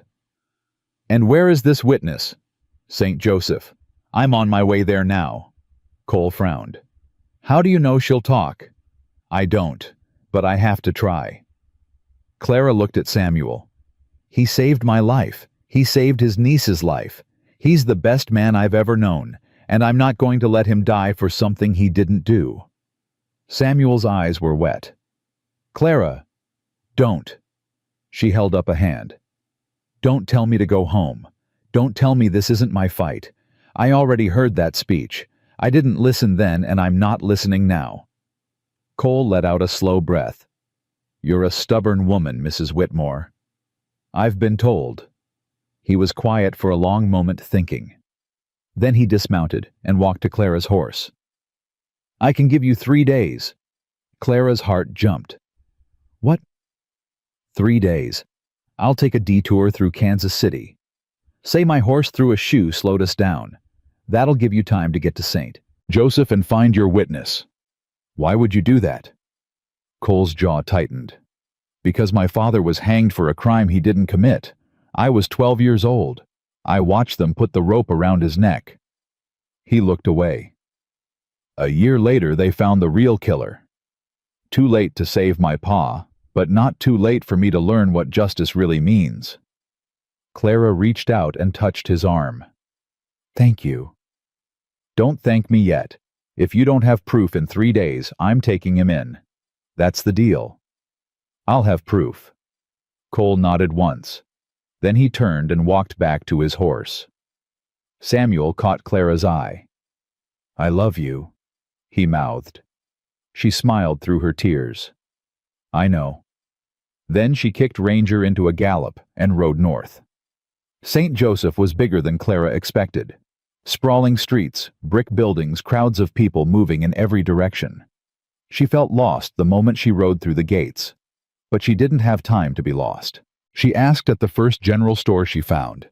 "Ruth Ann Calloway. Used to be a nurse. Anyone know where I can find her?" The shopkeeper shook his head. "Name doesn't ring a bell." She asked at the post office, the boarding house, the church. Nothing.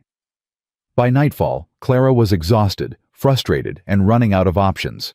She found a cheap room at an inn and collapsed onto the bed, staring at the ceiling. 3 days. She had 3 days to find one woman in a city of thousands. It was impossible. No.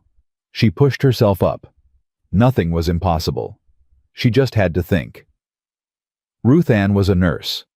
Nurses worked at hospitals, at doctors' offices, at clinics. Tomorrow she'd start there. The next morning, Clara visited every medical establishment in St. Joseph. Most had never heard of Ruth Ann Calloway. A few remembered the name, but didn't know where she'd gone. By afternoon, Clara was desperate. She was leaving yet another doctor's office when an old woman stopped her on the street. "You're looking for Ruth Ann." Clara spun around. "You know her." The woman nodded slowly. She was small and bent, with sharp eyes and a face lined with years of hard living. "Used to. She helped deliver my grandson 10 years back. Sweet woman. Quiet." "Do you know where she lives?" "She moved out of the city a few years ago. Some trouble, I think. Something to do with a case back east." The woman squinted at Clara. "You're not from Missouri, are you?" "Wyoming. Long way to travel for a nurse." Clara's throat tightened. "She's the only one who can save someone I love." The old woman studied her for a long moment. Then she reached into her pocket and pulled out a scrap of paper. "She's got a little place about 5 miles south of here, by the river. Can't miss it, there's a big oak tree out front with a swing." Clara took the paper with shaking hands. "Thank you. Thank you so much. Go save your man, honey. Lord knows this world needs more people willing to fight for love." Clara found the house just before sunset. It was small, neat, with a garden out front and smoke rising from the chimney. And there, exactly as the old woman had described, was a massive oak tree with a wooden swing hanging from its branches. Clara dismounted on shaking legs and walked to the door. She knocked 3 times. Silence. She knocked again. "Go away." A woman's voice muffled through the wood. "I don't want any visitors." "Mrs. Calloway." "My name is Clara Whitmore. I've come from Wyoming. I need to talk to you about Samuel Brennan." Silence again, longer this time. Then the door opened a crack, and a pair of tired blue eyes peered out. "Samuel." The voice was different now, scared. Is he alive?" "For now, but not for much longer unless you help me." The door opened wider. Ruth Ann Calloway was younger than Clara expected, maybe 40, with graying hair and a face that had once been pretty but was now worn with worry. "Come in," she said quietly. "Quickly." Inside the house was sparse but clean. Ruth Ann gestured to a chair and poured 2 cups of tea with hands that trembled slightly. "I knew someone would come eventually," she said. "I've been waiting for years, dreading it." "Tell me what happened, the night Holloway's wife died." Ruth Ann sat down heavily. "I was working at the hospital in Jefferson Crossing. Samuel Dr. Brennan was the best physician I'd ever seen. Compassionate, careful. He genuinely cared about his patients." "And Eleanor Holloway?" Ruth Ann's face darkened. "She was dying when they brought her in. Consumption. There was nothing anyone could have done, the disease was too advanced. Samuel did everything possible, stayed with her through the night, held her hand when she passed." "So why did Richard Holloway blame Samuel?" Ruth Ann looked down at her tea. "Because he needed someone to blame, and because Samuel knew the truth." Clara leaned forward. "What truth?" "Eleanor didn't die from consumption alone. She was poisoned." Ruth Ann's voice dropped to a whisper. Richard had been putting arsenic in her medicine for months. Small doses, nothing that would show right away. He wanted her gone so he could marry his mistress. Clara felt sick. Samuel knew. He suspected. He told me about it the night before Eleanor died, said he was going to report it to the sheriff. Ruth Ann laughed bitterly. The sheriff who was Richard's brother. So Holloway killed his own wife and framed Samuel. Yes, and when Samuel confronted him, Holloway attacked him. Ruth Ann nodded. I wasn't there for that part, but I heard what happened after. Samuel defended himself. Holloway fell and hit his head, and suddenly the man who murdered his own wife was dead, and the doctor who tried to save her was being called a killer. Clara's hands were shaking. Why didn't you come forward? Why didn't you tell anyone? Ruth Ann's eyes filled with tears. Because Richard's brother threatened me. Said if I said one word he'd make sure I disappeared. I was scared. I ran. She looked up at Clara with an expression of pure anguish. I've hated myself every day since. I let an innocent man take the blame for something he didn't do. Clara reached across the table and took Ruth Ann's hand. It's not too late. What do you mean? Come back with me. Testify. Tell the truth. Ruth Ann pulled her hand away. I can't. They'll kill me. The Holloways have money power. Samuel has a 6-year-old niece who's waiting for him to come home. Clara's voice was fierce. She lost her mother 3 months ago. Samuel is all she has left, and right now he's being taken back to Missouri to stand trial for a crime he didn't commit. Ruth Ann was crying now. I'm sorry. I'm so sorry. Sorry isn't enough. Clara stood up. I'm not asking you to be brave for yourself. I'm asking you to be brave for a little girl named Lily, who cries herself to sleep every night, wondering if she's ever going to see her uncle again. Ruth Ann flinched like she'd been struck. I know you're scared, Clara continued. I'm scared too. But sometimes fear isn't a stop sign. It's a warning. You pay attention, but you keep walking. The room was silent except for Ruth Ann's ragged breathing. Finally, she looked up. One condition. Clara's heart jumped. Anything. If I testify, I want protection. A new name, a new place to live. Somewhere the Holloways can't find me. Done. I'll make sure of it. Ruth Ann wiped her eyes with the back of her hand. Then I'll do it. For Lily. For Samuel. For the woman I should have been years ago. Clara pulled her into a hug. Thank you. Thank you. They left at dawn. Clara pushed the pace hard, knowing every hour counted. Ruth Ann wasn't much of a rider, but she held on without complaint, her face set with determination. On the second day, they crossed into Missouri. On the third day, they caught up with Cole. He was waiting at a crossroads just outside Kansas City, exactly where he'd said he'd be. When he saw Clara riding toward him with another woman, his eyebrows rose. You found her? I found her. Cole looked at Ruth Ann. You're the witness. Ruth Ann straightened in her saddle. I am. And I'm ready to tell the truth. Cole studied her for a long moment. Then he nodded slowly. All right, let's go save your doctor. Samuel looked up when he heard the hoofbeats. He was sitting against a tree, hands still bound, his face hollow with exhaustion and defeat. When he saw Clara, his whole body went rigid. Clara! What how? She dismounted and ran to him, dropping to her knees in the dirt. I found her. Ruth Ann. She's going to testify. Samuel's eyes went wide. He looked past Clara to where Ruth Ann sat on her horse, watching him with tears streaming down her face. Ruth Ann. I'm sorry, Samuel. Her voice cracked. I should have spoken up years ago. I was a coward. You were scared. There's a difference. Ruth Ann shook her head. Not enough of one. But I'm here now. And I'm going to tell everyone what really happened. Samuel's hands were shaking. Clara reached out and took them in hers. It's over, she whispered. It's finally going to be over. He looked at her with an expression she'd never seen before, wonder, gratitude, love, all tangled together. "You came for me." "Of course I came for you. Did you think I wouldn't?" "I thought—" His voice broke. "I thought I'd never see you again." Clara cupped his face in her hands. "I told you. I promised Lily. I keep my promises."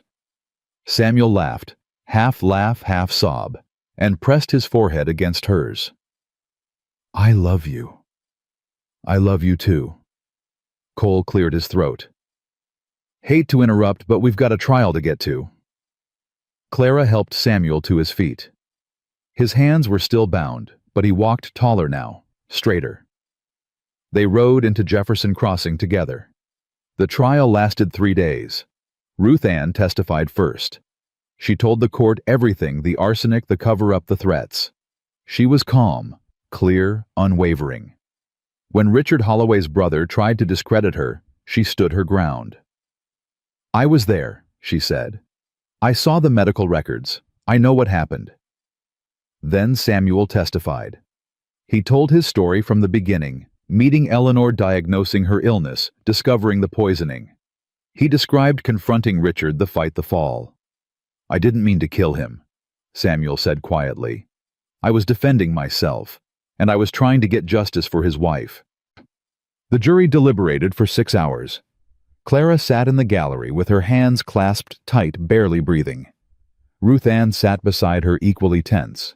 When the foreman stood, the whole room went silent. "On the charge of murder in the first degree, we find the defendant not guilty." Clara let out a sob of relief. Ruth Ann grabbed her hand and squeezed. "On the charge of manslaughter, we find the defendant not guilty." The courtroom erupted. People were shouting, crying, arguing. But Clara couldn't hear any of it. She was already pushing through the crowd, running toward Samuel. He met her halfway, arms open. She crashed into him hard enough to knock them both off balance. "You're free," she gasped. "You're free. Because of you." He pulled back and looked into her eyes. "Clara, I don't know how to—" She kissed him, right there in the middle of the courtroom, in front of God and everyone. She kissed him like she'd wanted to since that first night by the fire, like she'd been afraid to want for 3 years, like she'd never kiss anyone again. When they finally broke apart, the crowd had gone quiet. Clara didn't care. "Take me home," she said. "Take me home to Lily." Samuel smiled, a real smile, bright and unguarded. "Yes, ma'am." The ride back to Wyoming took 3 weeks. They traveled slowly, stopping when they wanted, sleeping under the stars. Clara told Samuel everything that had happened while he was gone, finding Ruth Ann, the deal with Cole, Lily staying with Maggie. Samuel listened to it all with an expression of amazement. "You did all that for me." "I did it for us." Clara reached over and took his hand. "For our family." He brought her hand to his lips and kissed it. "Our family. I like the sound of that." On the 20th day they crested the final ridge and saw Cold Spring spread out below them. Clara's heart swelled. Home. They rode straight to Maggie's boarding house. Clara barely had time to dismount before the door flew open and a small figure came running out. "Uncle Sam! Clara!" Lily threw herself at Samuel so hard she nearly knocked him off his horse. He caught her and lifted her up, spinning her around while she shrieked with joy. "You came back! You came back!" "I promised, didn't I?" Samuel's voice was thick with tears.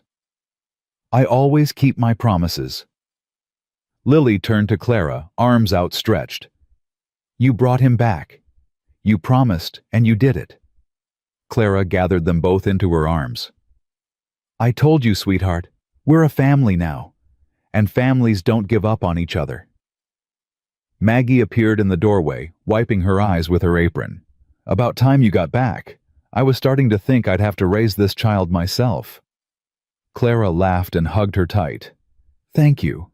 For everything." "Don't mention it." But Maggie was smiling. "Now get going, all of you. You've got a ranch to run." They rode home together, Clara, Samuel, and Lily, as the sun began to set behind the mountains. The ranch looked exactly as Clara had left it, maybe a little more overgrown, maybe a little worse for wear. But it was theirs. Samuel dismounted and stood looking at the house, the barn, the fences he'd helped repair. Lily tugged at his hand. "Come on, Uncle Sam. I want to show you Hope. She got so big while you were gone." Samuel let her lead him toward the stable, laughing at her excitement. Clara watched them go, her heart so full it hurt. This was what she'd been fighting for. This moment. This family. And it was finally hers. The first week back felt like a dream Clara was afraid to wake from. She kept catching herself staring at Samuel across the breakfast table, watching him chop wood in the yard, listening to him read stories to Lily by the fire. Every time he looked up and smiled at her, she felt that same jolt of disbelief. He was here. He was really here. And he wasn't going anywhere. But there was still one piece of unfinished business. Judge Harlan Whitmore hadn't given up. While Clara was in Missouri, he'd filed his petition with the court. The stewardship hearing was scheduled for the following week. "We should talk about it," Samuel said one evening after Lily had gone to bed. Clara was sitting by the fire, mending a tear in one of Lily's dresses. Her hands stilled. "I know. The partnership contract might not be enough. Wallace warned us Harlan would challenge it. I know that too." Samuel moved to sit beside her. "Clara, look at me." She set down the mending and met his eyes. "There's another way?" he said quietly. "A way that would end this for good." Clara's heart started beating faster. "Samuel, let me finish." He took her hands in his. "I know this isn't how it's supposed to happen. I know there should be flowers and a sunset, and me down on one knee somewhere romantic. But I've learned something these past few months. Life doesn't wait for perfect moments. You have to make them yourself." Clara couldn't breathe. Samuel reached into his pocket and pulled out a small object, a ring. Simple silver with a tiny blue stone set in the center. "This was my mother's," he said. "She gave it to me before she died. Told me to give it to someone worthy of it." His voice cracked. "I've never met anyone more worthy than you." Clara felt tears sliding down her cheeks. "Clara Josephine Whitmore, you saved my life. You saved Lily's life. You gave us a home when we had nothing. You fought for me when everyone else had given up." He looked into her eyes. "I love you. I've loved you since the moment you pointed that rifle at my chest and told me not to die on your floor." She laughed through her tears. "That's when you fell in love with me. That's when I knew you were different. Someone fierce enough to protect what's hers, but soft enough to take in two strangers in a storm." He squeezed her hands. "I don't want to be your business partner, Clara. I want to be your husband. I want to wake up next to you every morning and fall asleep beside you every night. I want to raise Lily together, build this ranch together, grow old together." Clara couldn't speak. Her throat was too tight. "I know you're scared," Samuel continued. "I know you've been hurt before. I know trust doesn't come easy, but I'm asking you to trust me anyway, to take a chance on us, on this family we've built." He held up the ring. "Clara Whitmore, will you marry me?" For a long moment, the only sound was the crackle of the fire. Then Clara reached out and took the ring from his hand. "Yes." Samuel's whole face transformed. "Yes. Yes, you stubborn, wonderful man. Yes, I'll marry you." He pulled her into his arms and kissed her deep and slow and full of promise. Clara kissed him back with everything she had, 3 years of loneliness and grief and fear melting away in the warmth of his embrace. When they finally broke apart, they were both crying. "I thought you'd say no," Samuel admitted. "I almost did. The scared part of me wanted to." Clara touched his face. "But the rest of me, the part that remembers what it's like to really live that part, couldn't wait to say yes." Samuel pressed his forehead against hers. "I'm going to spend the rest of my life making you glad you did. You better. A small voice came from the hallway. "Are you getting married?" They turned. Lily stood in the doorway, her doll clutched against her chest, her eyes wide with hope. Clara held out her arm. "Come here, sweetheart." Lily ran to them, climbing onto the settee between them. Are you really getting married?" "We are." Samuel put his arm around her. "How do you feel about that?" Lily's face split into the biggest smile Clara had ever seen. "I feel happy. I feel so happy." She threw her arms around Clara's neck. "Does this mean you're going to be my mama now?" Clara's heart stopped. She looked at Samuel. He nodded, his eyes wet. "If you want me to be," Clara whispered. Lily pulled back and looked at her with complete seriousness. "I want you to be. I've wanted you to be since the first day. When you braided my hair and showed me hope and told me it was okay to cry." Clara gathered her close. "Then yes, I'll be your mama, for as long as you want me. Forever. Forever." The three of them sat there, wrapped around each other, as the fire burned low and the night grew quiet. A family. A real family. Clara had almost forgotten what that felt like. The wedding was set for the following Sunday. Maggie insisted on handling the preparations. "You've got enough to worry about with that hearing coming up. Let me do this for you." Clara tried to argue, but Maggie wouldn't hear it. "I've buried 2 husbands and 2 sons. Let me celebrate something for once." So Clara let her. And somehow in the space of 5 days, Maggie transformed the little church in Cold Spring into something magical. "Nothing fancy," Clara had said. "Just simple, honest." Maggie delivered. The day of the wedding dawned clear and cold. Clara woke early, her stomach full of butterflies. She'd barely slept, her mind racing with everything that could go wrong. The hearing Harlan, the future stretching out uncertain and unknowable. But when she walked into the church and saw Samuel standing at the altar, all of that fell away. He was wearing a dark suit that Maggie had somehow procured from somewhere. His hair was combed, his face shaved clean, and he was looking at her like she was the only person in the world. Clara walked down the aisle alone. She'd thought about asking someone to give her away, but in the end, she decided against it. She'd been on her own for 3 years. She'd earned the right to walk herself into her new life. Lily walked ahead of her, scattering dried flowers from a basket. She was wearing a new dress, blue to match her eyes, and her hair was braided with ribbons. She looked like a little angel. The ceremony was short and simple. The preacher said the words. Clara and Samuel said their vows. And when he slipped her mother's ring onto her finger, Clara felt something click into place, like a key turning in a lock, like a door finally opening. "I now pronounce you husband and wife," the preacher said.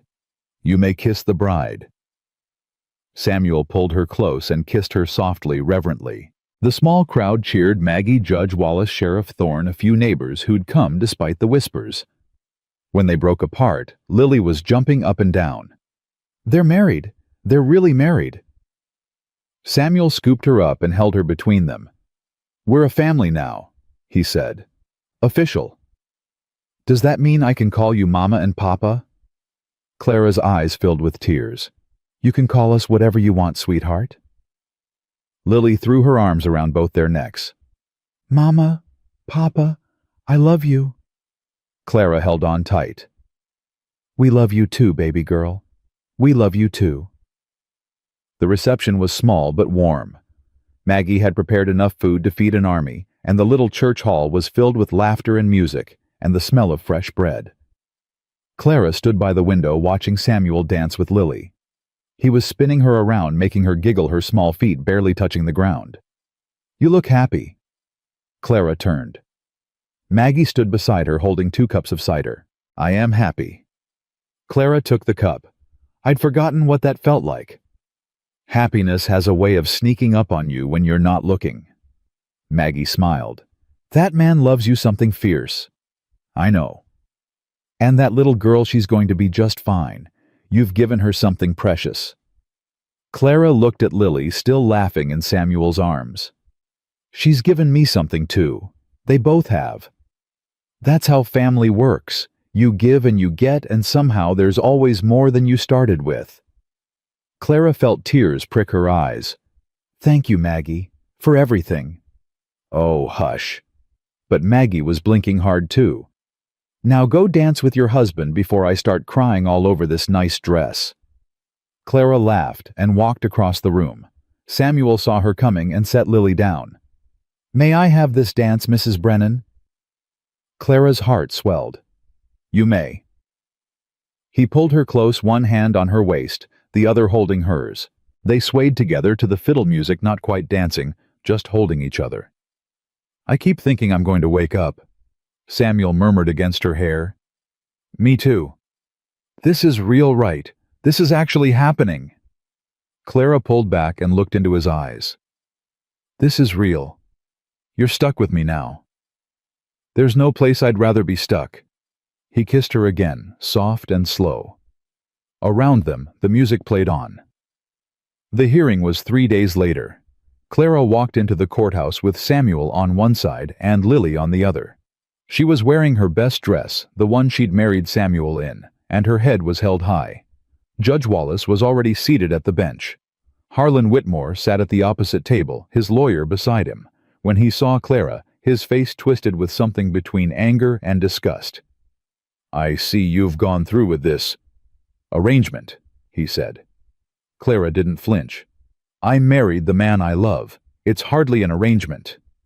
You married a fugitive, a man accused of murder, a man who was acquitted by a jury in a court of law. Clara sat down at her table. The same law you claim to respect so much.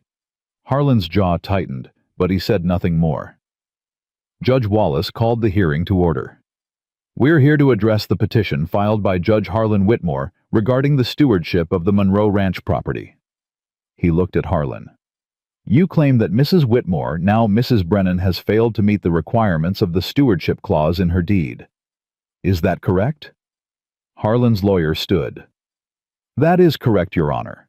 The clause clearly states that an unmarried woman cannot hold property of this size without male oversight. Mrs. Whitmore has been unmarried for nearly 4 years. She's married now, Judge Wallace pointed out. The marriage took place after the petition was filed. We contend that it's a marriage of convenience designed solely to circumvent the law. Clara stood.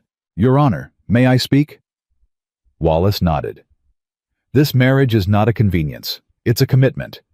Samuel Brennan came into my life when I was alone and struggling. He worked my land, helped me rebuild, and became part of my family. She looked at Harlan. He didn't marry me for my property. He married me because he loves me. And I married him because I love him. Harlan's lawyer smirked. Very touching, but the law doesn't care about love. Then let's talk about the law. Clara reached into her bag and pulled out a sheaf of papers. I have documents here showing that the Monroe Ranch has been fully operational for the past 3 years. Livestock counts, crop yields, property improvements, all maintained by me alone, without any male oversight. She laid the papers on the judge's bench. I also have a letter from the original surveyor who drew up my deed. He states that the stewardship clause was included at the request of my husband's grandfather, not as a legal requirement, but as a suggestion. She looked at Harlan. A suggestion that was never meant to be enforced. Harlan's face went red. That's irrelevant. The clause is in the deed. It's legally binding. Is it? Clara pulled out another paper. This is a copy of a similar clause from a deed in Missouri. It was challenged in court last year and found to be unconstitutional. The judge ruled that such clauses violate a woman's right to own property. Judge Wallace took the paper and read it carefully. His eyebrows rose. This is interesting. It's a precedent, Your Honor, and it applies here. Harlan stood his chair, scraping loudly. This is outrageous. You can't just... Sit down, Judge Whitmore. Wallace's voice was sharp. You're not on the bench today. I am. Harlan sat, but his face was purple with rage. Wallace was quiet for a long moment, reading through the papers. Finally, he looked up. Mrs. Brennan, you make a compelling case. However, I'm not in a position to rule on constitutional matters. That would need to go to a higher court. Clara's heart sank. But, Wallace continued, I can rule on the immediate petition, and based on the evidence presented, including Mrs. Brennan's marriage, her documented stewardship of the property, and the questionable origins of the clause itself, I find no grounds to transfer the property. Clara couldn't breathe. The petition is denied. The Monroe Ranch remains the legal property of Clara Whitmore Brennan. For a moment, Clara just stood there, unable to process what she'd heard. Then Samuel's hand found hers squeezing tight, and Lily was tugging at her dress, asking if they'd won, and Maggie was cheering from the gallery. They'd won. Clara looked at Harlan. He was staring at her with an expression of pure hatred. This isn't over, he said quietly. Clara met his gaze without flinching. Yes, it is. I'm not Daniel. I'm not going to bend to you or break for you. This land is mine. It's been mine for 3 years, and it's going to stay mine for the rest of my life. She leaned closer. You can fight me all you want, Harlan, but I will never stop fighting back. So you can either accept that and leave me alone, or you can spend the rest of your days losing to a woman you thought you could control. Harlan's mouth opened, closed. For once in his life, he had nothing to say. Clara turned and walked out of the courthouse, her husband and daughter beside her. She didn't look back.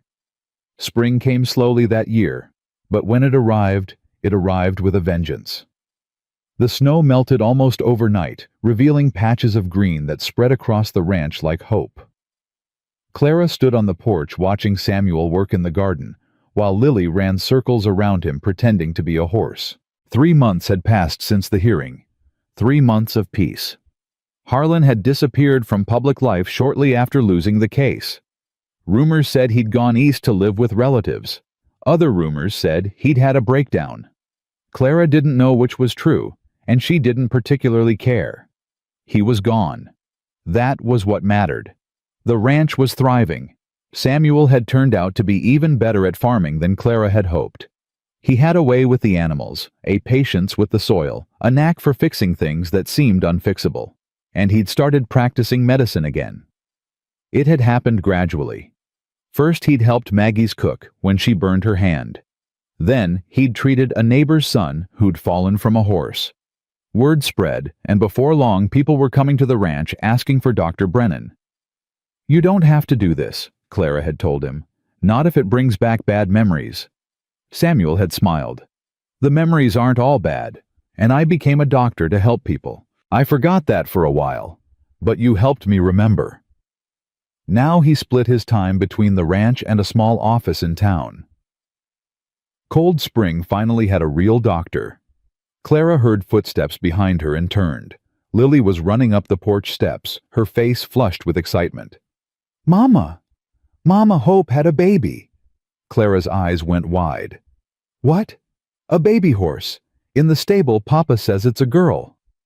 Clara grabbed Lily's hand and hurried toward the stable. Sure enough, Hope was standing in her stall, looking exhausted but proud.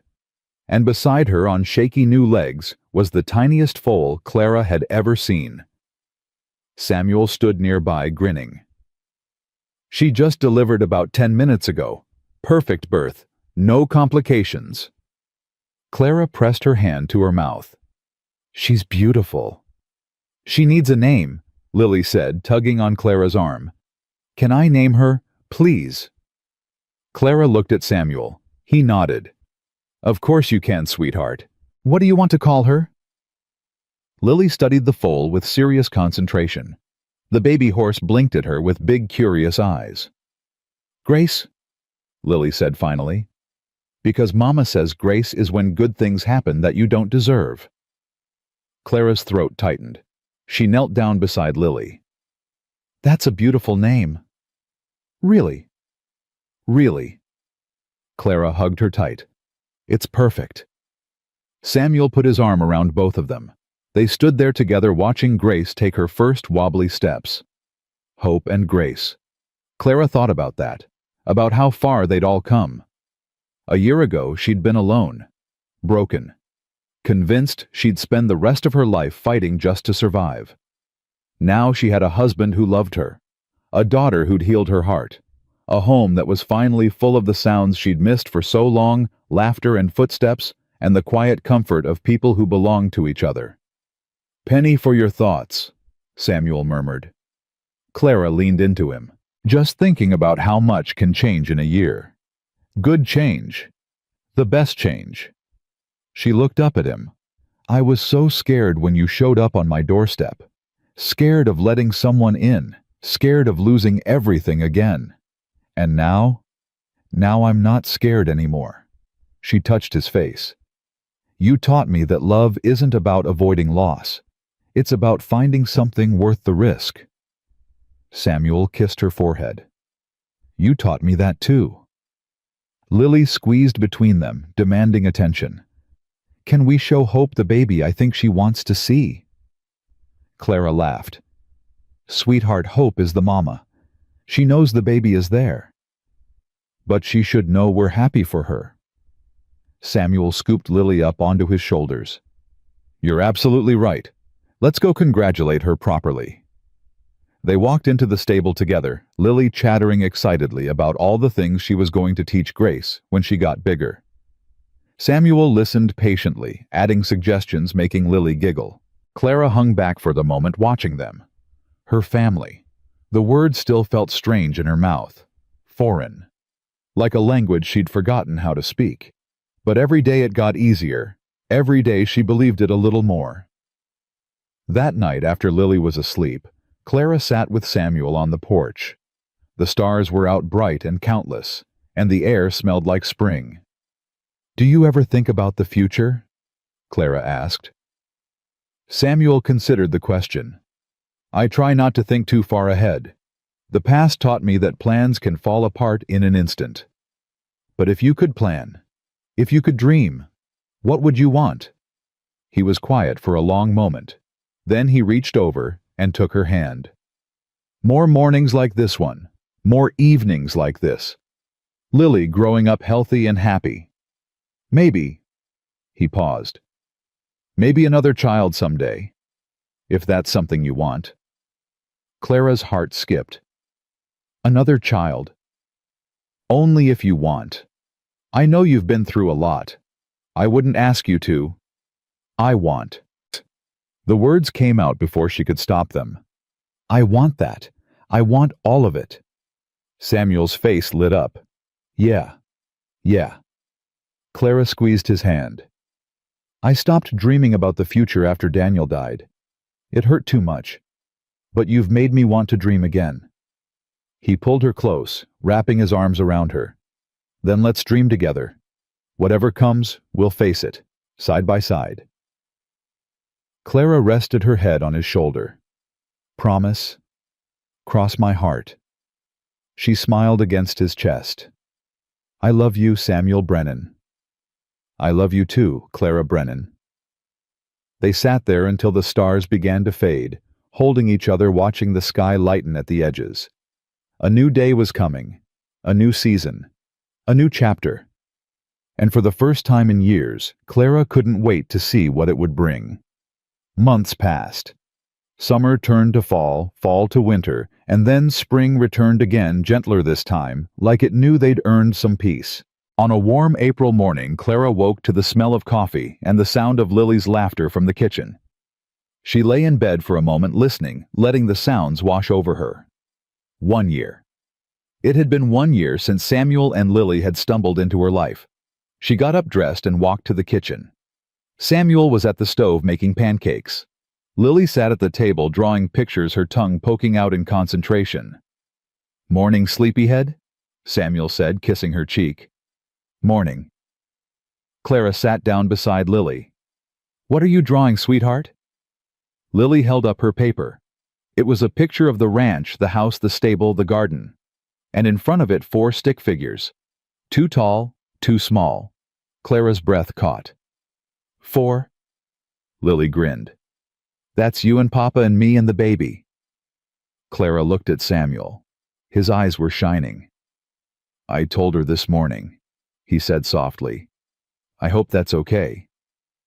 Clara laughed, tears springing to her eyes. They'd found out just last week. She was 3 months along, still early, but healthy, strong. "It's more than okay." She pulled Lily into a hug. "What do you think about being a big sister?" "I think it's the best thing ever." Lily bounced in her seat. "I'm going to teach the baby everything. How to ride horses and feed chickens and braid hair and—" "One thing at a time, sweetheart," Samuel said, setting down a plate of pancakes. "The baby won't be here for a while yet. But I can start planning now, right?"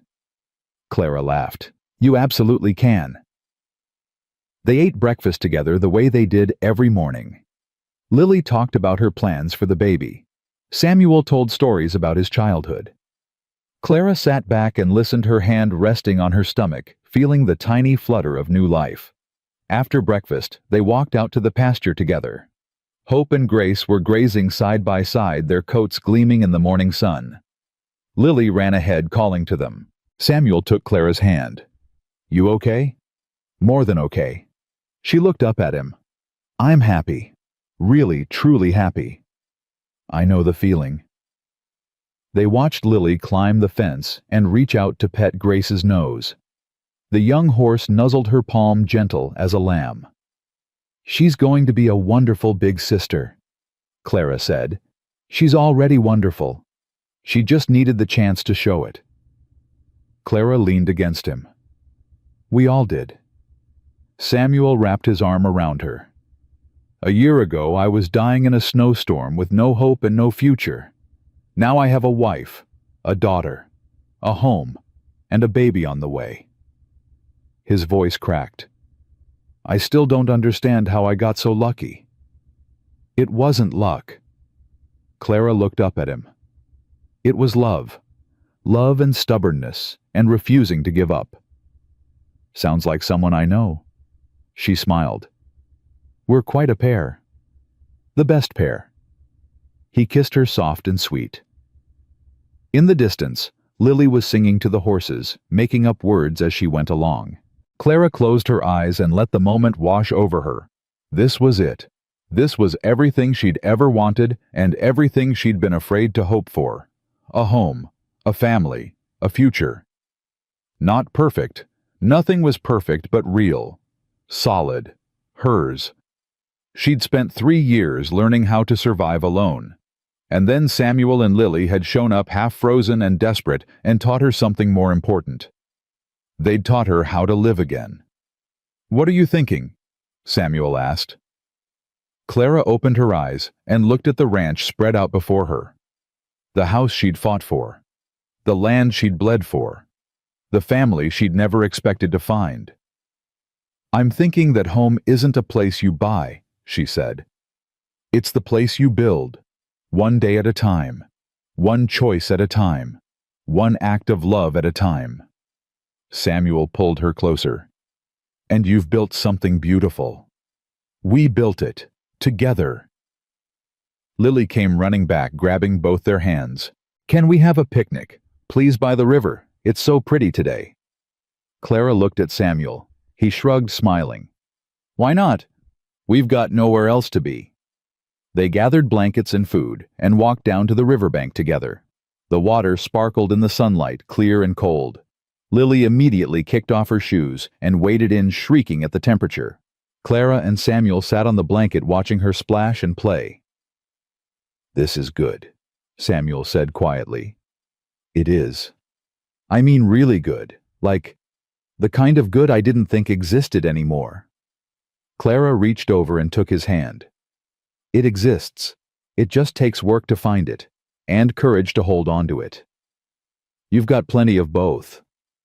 So do you." They sat in comfortable silence, the sounds of the river and Lily's laughter filling the air. After a while, Lily came running back, dripping wet and grinning. "The water's cold." "You don't say." Clara wrapped her in a blanket. "Come here before you freeze." Lily snuggled between them, shivering happily. "This is the best day ever." "Is it?" "Every day is the best day ever now." Lily looked up at Clara with complete sincerity. Because I have you and Papa and Hope and Grace, and soon I'll have a baby brother or sister, and everything is perfect." Clara's eyes filled with tears. She looked at Samuel. He was crying too. "You're right, sweetheart," Clara whispered. "Everything is perfect." They stayed by the river until the sun began to set, painting the sky in shades of orange and gold. Then they walked home together, Lily between them, holding both their hands. The house was warm when they got back, the fire still glowing from that morning. Samuel made dinner while Clara helped Lily get cleaned up. They ate together, laughed together, and then curled up by the fire for stories. By the time Lily fell asleep, her head in Clara's lap, the house was quiet. Peaceful. Samuel carried Lily to bed, tucking her in with the gentleness he showed in everything he did. Clara watched from the doorway, her heart so full it hurt. When he came back, he pulled her into his arms. "Thank you," he said. "For what?" "For giving me a second chance. For believing in me when I'd stopped believing in myself. For being stubborn enough to fight for us even when I'd given up." Clara touched his face. "You would have done the same for me." "In a heartbeat." She kissed him. "Then let's call it even." They stood there for a long moment, holding each other, letting the silence say what words couldn't. Finally, Clara pulled back. "Come on, it's late. We should get some sleep." Samuel nodded, but before he let her go, he said one more thing. "I used to think home was a place you lost, something that could be taken away." He looked around the room, the fire, the quilts, the photographs on the mantel. "But you taught me different. Home isn't something you lose. It's something you build, and once you build it right, nothing can take it away." Clara smiled. "That's the truest thing you've ever said. I learned it from you." They walked to their room together, hand in hand. Outside, the stars burned bright over the mountains. The horses slept in the stable. The wind whispered through the grass. And in a small house on a ranch in Wyoming, a family rested.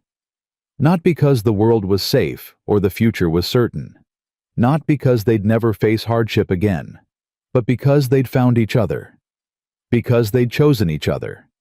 Because they'd built something together that was stronger than fear, deeper than loss, and more enduring than any storm. Clara Whitmore. Brennan had spent 3 years learning to survive alone. Now finally she understood something more important. Survival wasn't the goal. Living was. And she planned to live every single day of the life she'd fought so hard to build, with her husband beside her, her daughter in her arms, and a new life growing in her belly. Clara looked toward the future with something she hadn't felt in years. Not hope. That was too small a word. Certainty. The certainty that no matter what came next, storms or sunshine, hardship or joy, she would never face it alone again. Because home wasn't a place you bought or inherited or defended. Home was the people who stayed.